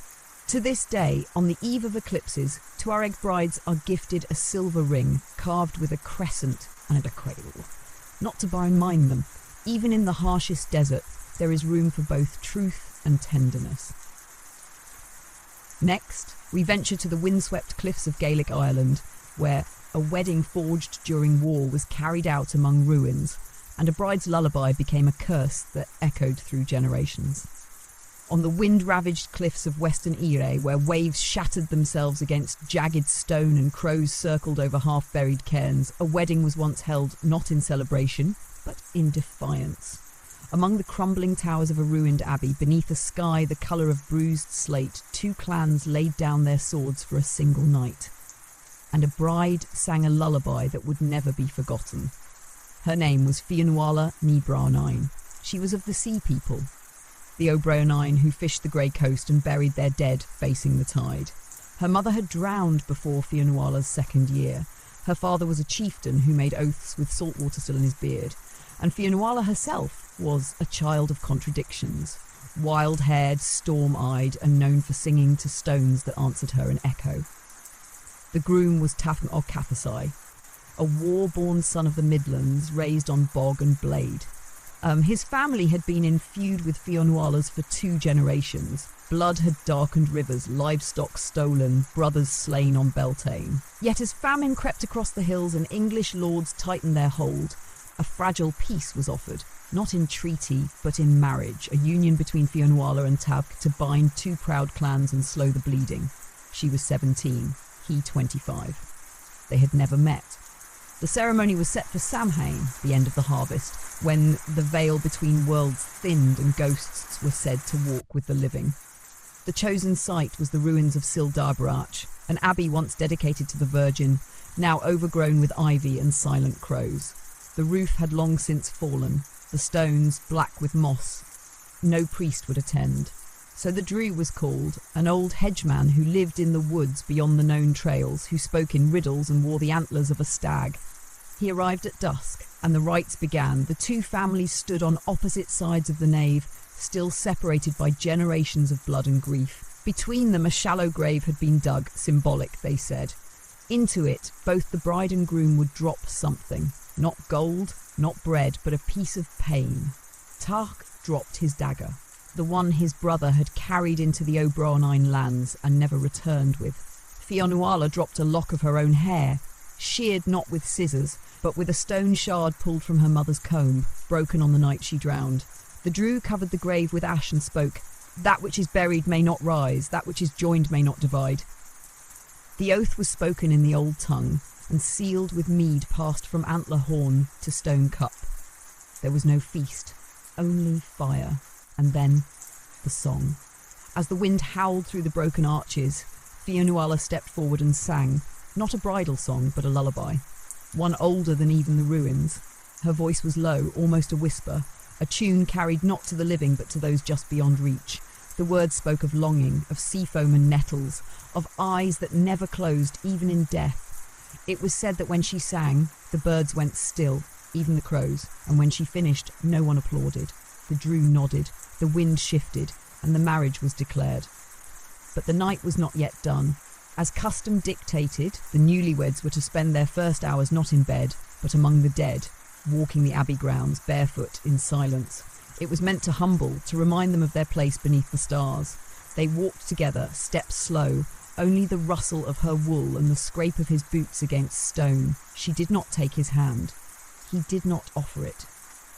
Halfway around the abbey's perimeter, Fionnuala paused. "There is a third walking with us," she said. Tadhg turned, but saw nothing. She did not speak again.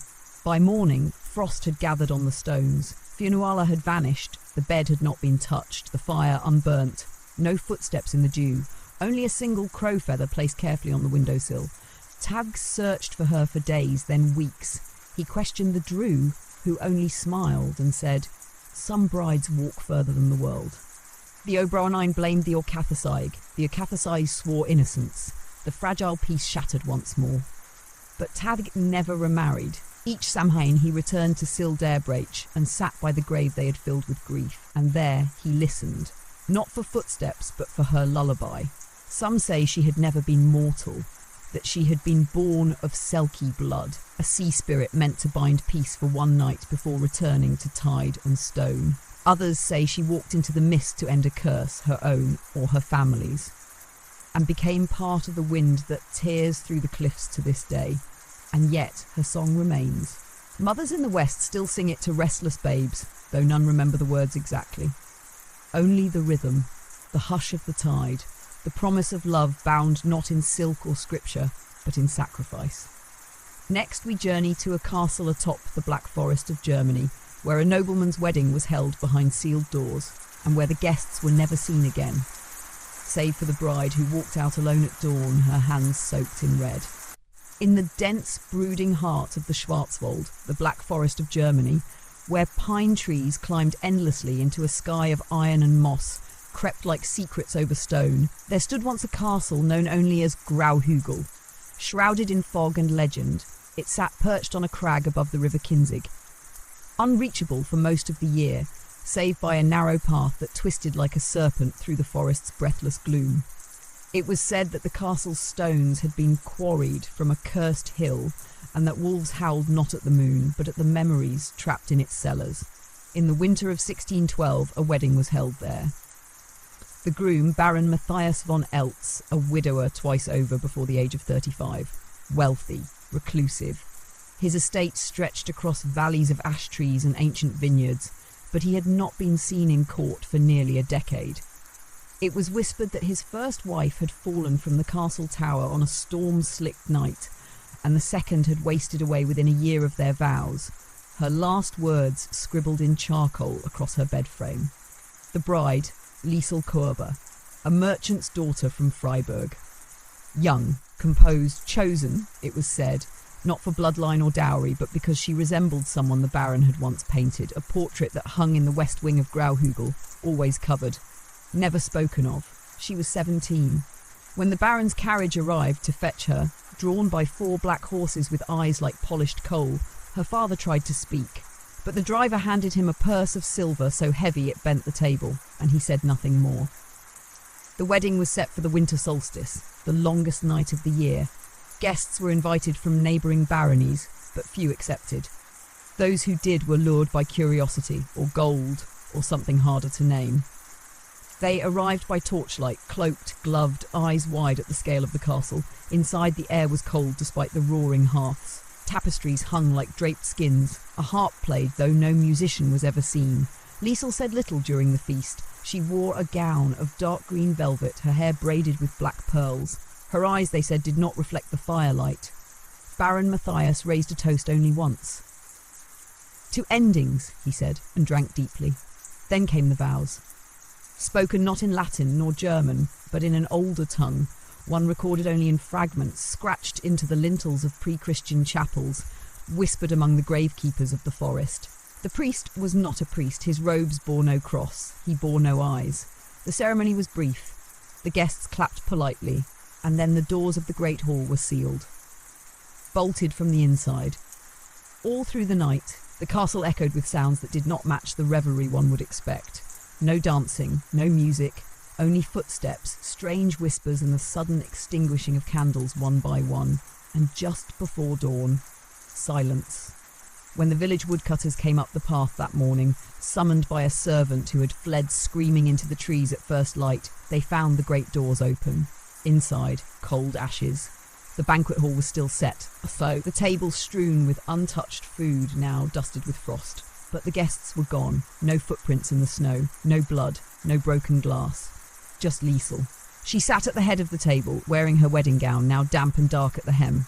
Her hands rested on her lap, and they were red. Not with paint. She did not speak. Not when they called her name. Not when they tried to lift her. She simply rose, walked past them, and out into the forest. No one dared stop her. She disappeared into the trees like a figure fading from a dream. Later, the villagers searched the castle. In the west wing, they found a room sealed with nails and iron bars. Inside, the portrait, uncovered now, revealed a woman who looked exactly like Liesel, down to the shape of her jaw, the tilt of her brow. The date in the corner, 1572. A previous bride, the same face. They say Baron Matthias had made a pact, not with heaven nor hell, but with something in the walls of Grauhügel. A bargain sealed with marriage, renewed every 40 years to a girl who bore the mark. They say Liesel ended it. Whatever was bound in the castle was no longer fed. The estate fell into ruin, the pine trees grew taller.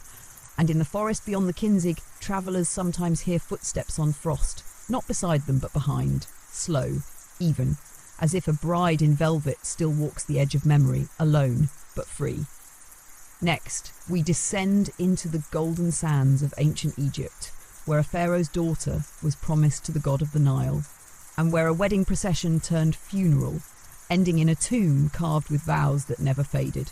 Beneath the blazing sun of Kemet, the land we now call Egypt, where the Nile shimmered like a vein of the gods and lotus blossoms floated among reeds older than kings, there once lived a princess whose wedding was written in both papyrus and prophecy. Her name was Sat-Amun, daughter of Pharaoh Nebmart, born during the inundation season when the river rose and kissed the fields. From her first breath, she was considered sacred, marked by the priests of Hapi, the Nile god, as chosen, not merely royal, but divine in purpose. She was raised not in the harem wing like other daughters, but in the temple of Esna, among acolytes and astronomers. She learned to read the stars, to mix unguents for the embalming priests, to chant in the sacred tongue. By the time she turned 15, she had spoken in trance 3 times. each time beneath the crescent moon, and once named the exact moment a drought would end. So it was foretold that she would not marry a man of blood and breath. She would marry Happy himself, the Nile. Such unions were not unknown in the old kingdoms.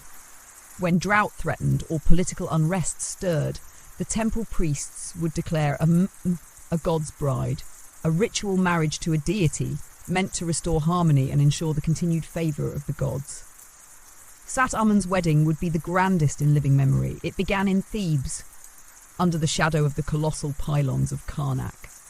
The avenue of sphinxes was strewn with papyrus flowers and dyed linen. Musicians played harps and sistrums from dawn till dusk. Foreign emissaries brought ivory, myrrh and lapis lazuli to honour her, though none would dare ask for her hand. She was already promised. On the 7th day of Achet's full moon, she was anointed in oil and clad in white linen threaded with gold. Her headdress bore the lotus and cobra. Around her waist was tied a girdle woven of river reeds, bound with a single blue scarab. No veil, no blush, only serenity. As the sun reached its zenith, she stepped aboard the Nesseret, a ceremonial bark gilded in electrum, shaped like a lotus bloom. At its prow, a statue of Happy stood tall, wide-bellied, water-jug-bearing, his face serene. Behind her sailed a fleet of priests, scribes and mourning women. The destination, a temple carved into the cliffs at Gebel el-Silsila, where the Nile narrowed and the gods, it was believed, could be heard most clearly. Along the journey, the people of each village lined the riverbanks. Some wept, others sang. A few whispered that no bride had ever returned from a wedding such as this, but to speak doubt aloud was to invite drought. As the procession neared the sacred site, clouds gathered, an impossibility during Akhet. The water grew still. Even the ibis and kites that circled above vanished from the sky. Sat Amun did not falter. She stepped from the boat barefoot, walked the processional path carved with ancient glyphs, and entered the temple alone. Within its halls, the air was cool, the walls etched with scenes of divine union, god and woman, river and root, sacrifice and bloom. The priests remained outside. This moment was for the bride and her groom. No one witnessed what happened within, only that when the sun began to set, the ground trembled. A single cry, high keening, echoed from the cliff walls and was swallowed by the river. When the priests entered, they found the inner sanctum dark, lit only by a faint glow from the carved eyes of Happy's statue. And Sat Amun was gone. No blood, no garment, only her girdle, placed carefully at the statue's feet, still damp with river water. A tomb was carved that very night, though no body was found.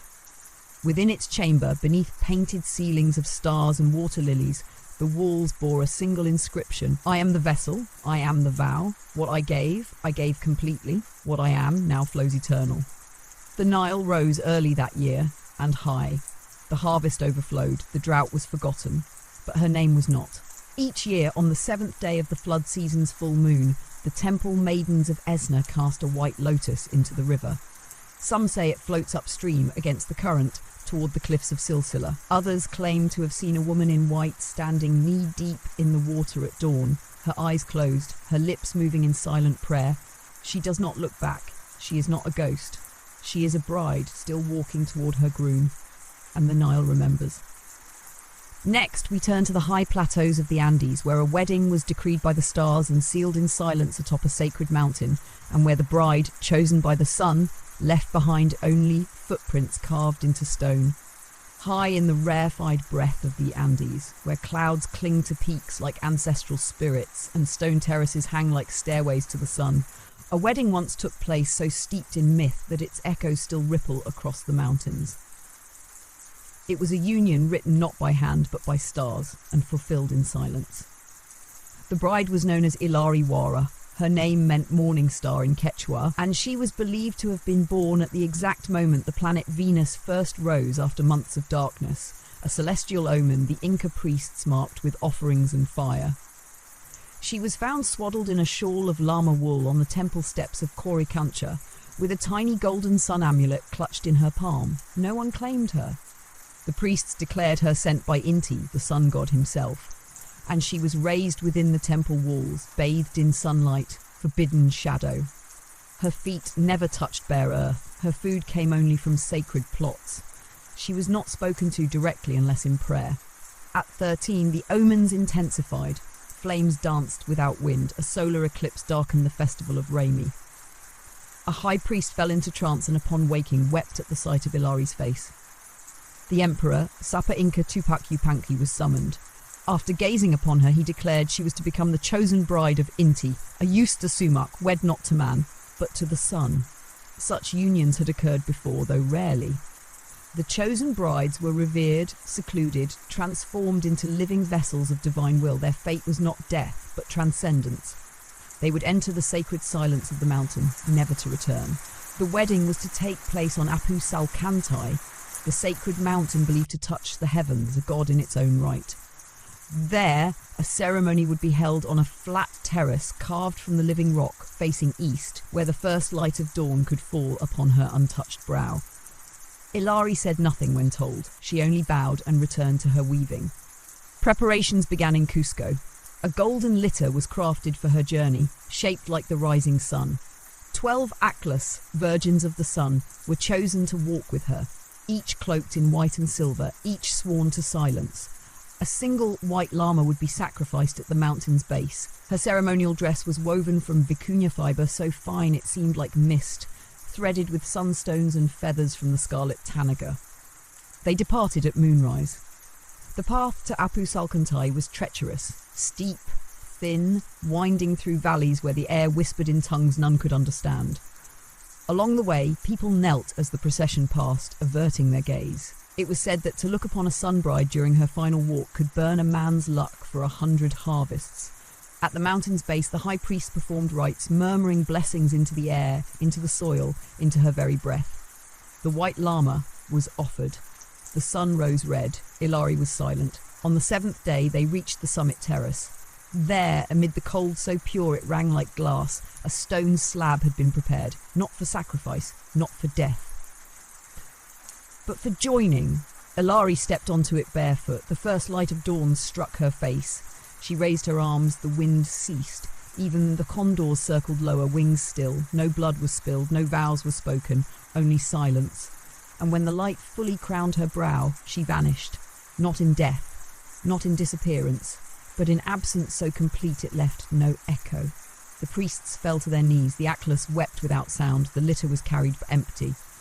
Her footprints, it is said, remained on the stone slab for over 100 years. No rain could wash them away. No snow could cover them.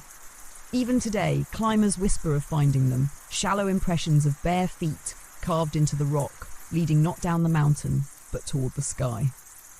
Villagers at the base of Salkantai still leave offerings, golden maize, tiny woven dolls, coca leaves wrapped in sun-coloured thread. And each solstice, when the first light crests the ridge, it strikes that same slab, now weathered, moss-draped, half-swallowed by time. In the beam of that dawn, some have seen a flicker, a shimmer, a girl woven of light, the morning star still walking toward her groom. Next, we travel to the darkened alleys of Renaissance Venice, where a masked wedding was held during plague season, and the bride, veiled in red, whispered a vow that condemned her beloved to a fate worse than death. In the labyrinthine canals of Renaissance Venice, where water lapped against crumbling stone and the scent of salt mixed with the smoke of votive candles, a wedding once unfolded beneath the shadow of pestilence, a masked ceremony whispered through silk and fear in a city already half in mourning. The year was 1576. La Serenissima was not serene. The plague had returned. It seeped into the city like a tide, quiet and absolute. Gondolas carried bodies instead of lovers. Churches tolled with funerary bells by the hour.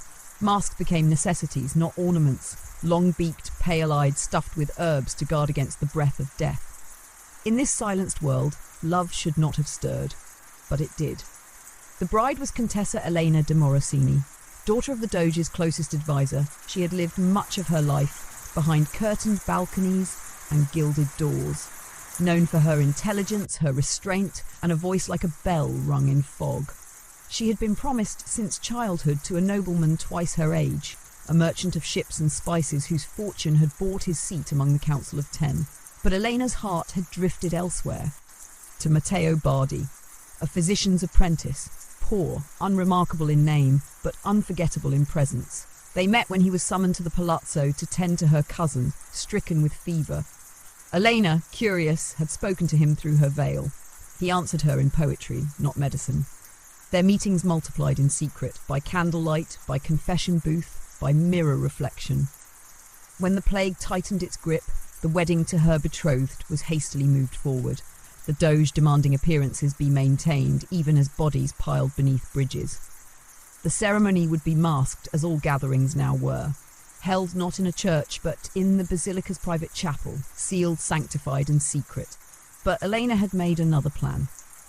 The night before the wedding, beneath the Bridge of Sighs, she and Matteo exchanged oaths, not rings, words, a vow that did not require blessing, but demanded consequence.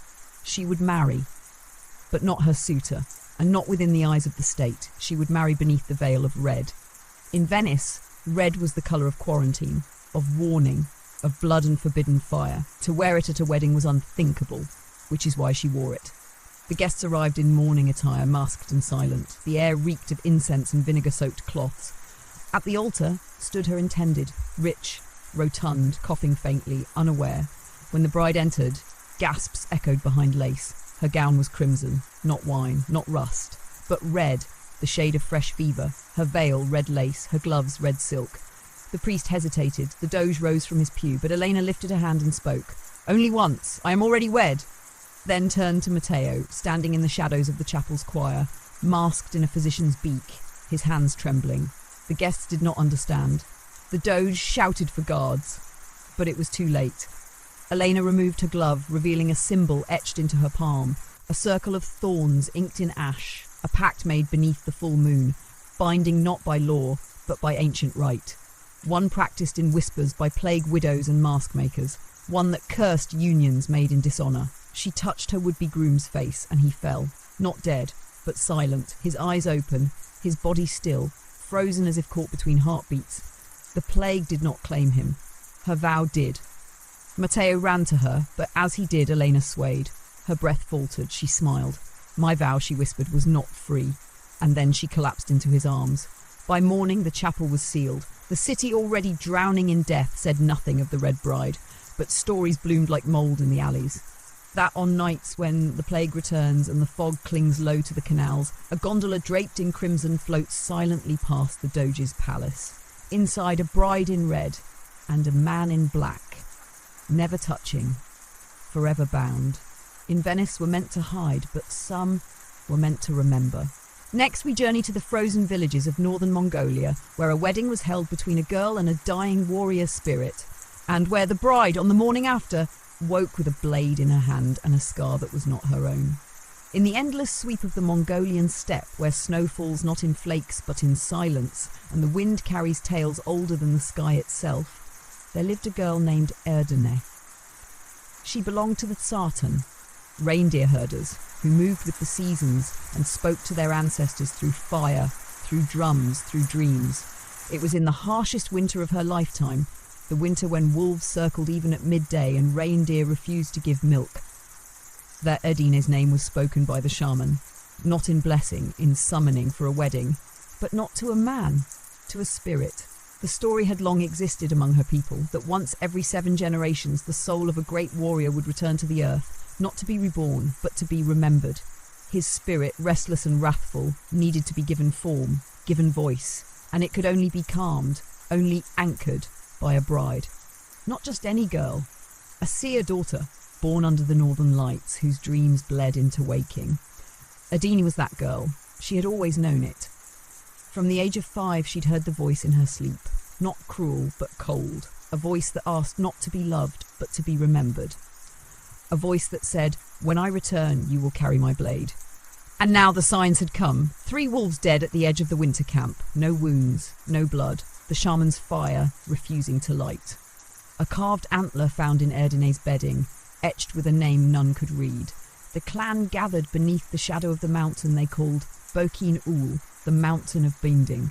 The marriage would happen there, on the frozen plateau where the warrior had once died 7 generations ago, pierced by 13 arrows and still clutching his sword. Erdiene wore no gown, only layers of furs. A bone necklace passed from matriarch to matriarch, and black ash smeared across her brow. Her eyes were not frightened, only resigned, Like someone returning to a dream they'd visited many times. The groom did not walk to meet her. He came with the wind. As the shaman chanted, the snow lifted in spirals. A shadow formed within it, tall, armoured, faceless. Not flesh, but not illusion, something in between. The others fell to their knees, but Erdene stood. The vows were not spoken, they were cut. The shaman brought a ceremonial blade, curved like a crescent, and drew it lightly across Erdene's palm. Blood fell onto the ice. Then he turned to the wind and did the same. And though the blade met only air, blood fell again. It sizzled when it struck the ground. Then the two were joined. The spirit stepped into her, not with force, but with familiarity. She gasped once, staggered, and then stood taller. Her eyes flashed, not with pain, but with clarity. For the rest of the clan, the world went still. The wind dropped. The fire cracked. The shaman declared it complete. That night, Erdene was taken to a sacred tent, pitched alone at the base of the mountain. No one was to disturb her. No food was left, only water, a bowl of snow, and a mirror carved from obsidian. She did not sleep, but in the morning she emerged, changed. The scar on her palm was gone, but across her shoulder a long pale mark like the slash of a blade. Not hers, his. She carried no weapon, but when the shaman handed her a sword, unearthed from the base of Bokin-ul after centuries, she grasped it with her left hand, though she had always been right-handed, and when she swung it, the snow parted cleanly in the air. Erdene did not speak for 3 days, and when she finally did, her voice was her own, but not only hers. It carried echoes, depth, a second cadence beneath her words. From that day, she became both wife and warden. The warrior spirit, once forgotten, now lived within her, guiding her hand in battle, her counsel in counsel. She ended blood feuds with a glance, drove out sickness with a whisper. And when a rival tribe rose to threaten the Sultan, Erdene led them to victory with a war cry no one had ever heard, and no one could ever forget. She did not age quickly. They said her soul burned hotter, tempered by the presence it carried. She bore no children, but every winter she would climb Bokin-ul alone, light a fire with no wood, and sing in the old tongue. To him, her husband, her shadow, her echo. And when she died, decades later, in a sleep as still as lake ice, they say her body vanished before morning. Only the blade remained, plunged into stone, and next to it, 2 sets of footprints in the snow. One small, one heavy, both leading upward, and stopping where the clouds begin. Next we return west, to a windswept abbey on the English coast, where a bride was left at the altar, and where the bells tolled themselves for hours after, echoing a grief that would turn holy ground into haunted silence. On the grey cliffs of northern England, where sea spray painted the stones white and gulls cried like grieving widows, there stood once a windswept abbey known as St. Elgiva's Watch. It rose above the coastline like the ribcage of some ancient beast. Its roof long collapsed, its bells rusted silent, or so it seemed. But there was a time when its halls rang with sacred hymns and silk-hemmed processions, and on one bitter morning in the year 1421, it was meant to bear witness to a wedding that would heal a land still fractured from civil war. The bride was Lady Margaret Hale of Wessington, daughter of a noble line thinned by battle and grief, her father the last of the Lancastrian lords still holding land along the eastern shores. Her mother had died in childbirth, and Margaret had been raised within the cloistered walls of St. Elgiva's, tutored by nuns, trained in prayer, embroidery, and obedience. She was quiet, but not meek. She moved like the tide, calm above, constant below. The groom was Sir Alaric de Vane, a Yorkist knight, young, victorious, but marked by the war. His left hand bore scars from fire. His name was feared in the marches, but it was whispered that he had fallen in love not with Margaret herself, but with a letter she had written, found tucked in the folds of a prisoner's coat during the last skirmish. A prayer. Not to win, but to wend. He had read it aloud to his men, and wept. Peace talks began soon after. The match was made. Neither bride nor groom had ever met, save through ink. The wedding was set for the feast of St. Agnes, patroness of purity and icy vows. The abbey would be reopened for the occasion, the bells oiled and primed to ring again for the first time in 12 years. On the morning of the wedding, the sea mist was thick and still. Margaret was clothed in pale blue, the colour of early dawn, and crowned with a simple circlet of pewter and ivy. Her veil, sheer and silvered, caught the faint light as if woven from frost itself. She waited in the bridal chamber alone, a small crucifix clutched in her hands, listening to the bells toll in preparation. 1, 2, 3, silence. Whispers stirred outside the abbey. A rider had come, mud-caked, ash-faced. Sir Alaric's caravan had been ambushed en route. All were dead, all, except the groom. He was missing, taken perhaps, or fled. No body was found, no ransom sent, just blood and broken sigils along the road. The abbess came to Margaret's chamber with heavy eyes, but Margaret, upon hearing the news, stood. She did not collapse, she did not scream. Instead, she walked to the altar, alone. The congregation watched in stunned silence as she approached the sacred space in her bridal gown.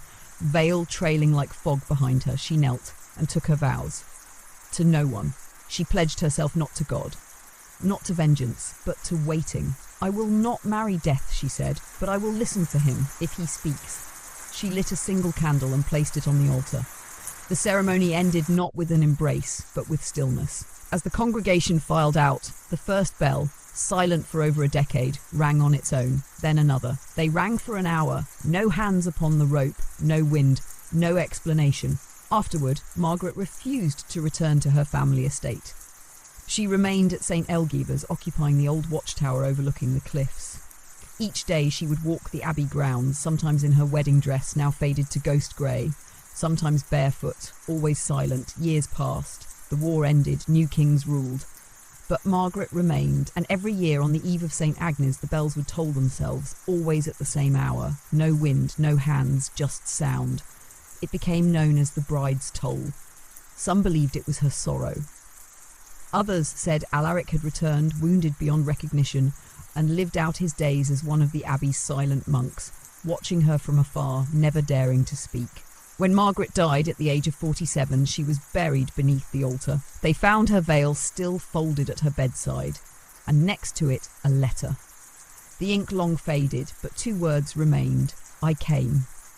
Now the abbey stands in ruins, but if you walk the cliffs on the feast of St. Agnes, and if the sea is calm, you might hear the bells toll once more, and in the fog just before dawn, a woman in blue, still waiting, still walking toward a promise never broken. Next we will journey one final time to a forgotten island off the Baltic coast, where the sea swallowed the chapel and only the legend of its wedding remained. A tale of bells beneath the water and a bride who chose silence over salvation. Off the misted edge of the Baltic Sea, where waves gnaw eternally at forgotten shores and gulls cry over fields that once were villages, there is said to be an island, unnamed on maps, unclaimed by nation or time. It appears only once a year, veiled in fog on the eve of midsummer. And on that island, long ago, a wedding was held. It was the last. The islanders called it simply the Place of the Bells, for at its centre stood a chapel, narrow and tall, built from salt white stone and crowned with a single bell tower. Its sound was low and sweet, like a lullaby hummed by the tide. The people were few, fisherfolk and weavers, keepers of sealskin tails and runes carved in driftwood. Life there was not rich, but it was steady, until the storm came. Not a storm of wind, but of men. Traders and mercenaries carrying iron and debt landed without invitation. They brought with them gold, fire and demands. The island, with its hidden harbour and ancient tides, was coveted now. To survive, the villagers bent their heads. Some fled, most stayed. And in time, a pact was made. A marriage, they said, to seal peace between the island and its new lord, Captain Marek of the Southern Fleet. A man whose smile was as thin as his blade, who claimed to want unity but carried conquest in his boots. The bride would be Ellen, a weaver's daughter known for her silence and her songs. For though she rarely spoke, she sang at dusk when the boats returned, and her voice carried over the water like light. They said she had salt in her blood, that she could calm storms with a hum. Her mother had died at sea, her father vanished one winter without trace. She lived with her grandmother and wove linen finer than spider thread, marked with patterns no one else could replicate. She was 17 when chosen, not asked, just chosen.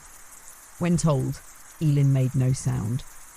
She simply touched her grandmother's cheek, kissed her loom once, and walked to the sea. For 3 days she disappeared. When she returned, her hair was wet, her voice was gone, and in her hands she held a bridal veil, soaked in brine, embroidered with pearls the size of teardrops. The wedding was set for the longest day of the year. The sun did not set. The villagers, dressed in grey and blue, lined the chapel path with sea glass and bone charms. Captain Marek waited at the altar, armoured in silver and shadow. His men lined the pews, smiling like wolves with full bellies. Ellen walked alone. Her veil trailed behind her like a wave. She wore no crown, no jewels, only a necklace of shark teeth and seaweed, gifted by the old women who remembered when the island still spoke with the sea. The priest began the rites, but Ellen raised her hand. From beneath her veil, she withdrew a conch shell, polished smooth. She placed it at Marek's feet. Then another, 7 shells, each carved with runes, each humming faintly as if filled with distant voices. Then she opened her mouth. No song came, no words, only a sound like rising water. The floor shook, the chapel bells rang once, and then from beneath the stone, the sea answered. Water burst upward, not from cracks or tide, but from memory itself. It filled the aisles, swallowed the pews. The soldiers screamed, scrambling for the doors. Marek drew his blade, but his feet had already sunk into salt. The villagers did not run, they bowed their heads. Ellen stood at the altar, veil floating. She reached out, not to Marek, but to the bells above, and they tolled. Once, twice, 13 times. Then the chapel was gone, swallowed, along with the island. The next morning, the sea was calm. No wreckage, no survivors, only silence and a soft ringing beneath the waves, if one dared to listen. Fishermen say the island returns once each midsummer's eve, just before twilight. A shimmer on the horizon, a flicker of white stone, and sometimes, faintly, the tolling of a bell beneath the surface. They say Ellen still waits there, not in mourning, not in vengeance, but in song. A bride who married the sea rather than a conqueror, and chose to drown the silence of her people in something louder, a lullaby made of tide and memory. And so, our story ends. 24 tales of unions not woven in love alone, but in blood, in silence, in fire, in bone. Weddings, yes, but also reckonings, for in every whispered vow there is a shadow, and in every bride a storm waiting to rise. Sleep now with these echoes around you, and dream gently of bells that never stop ringing.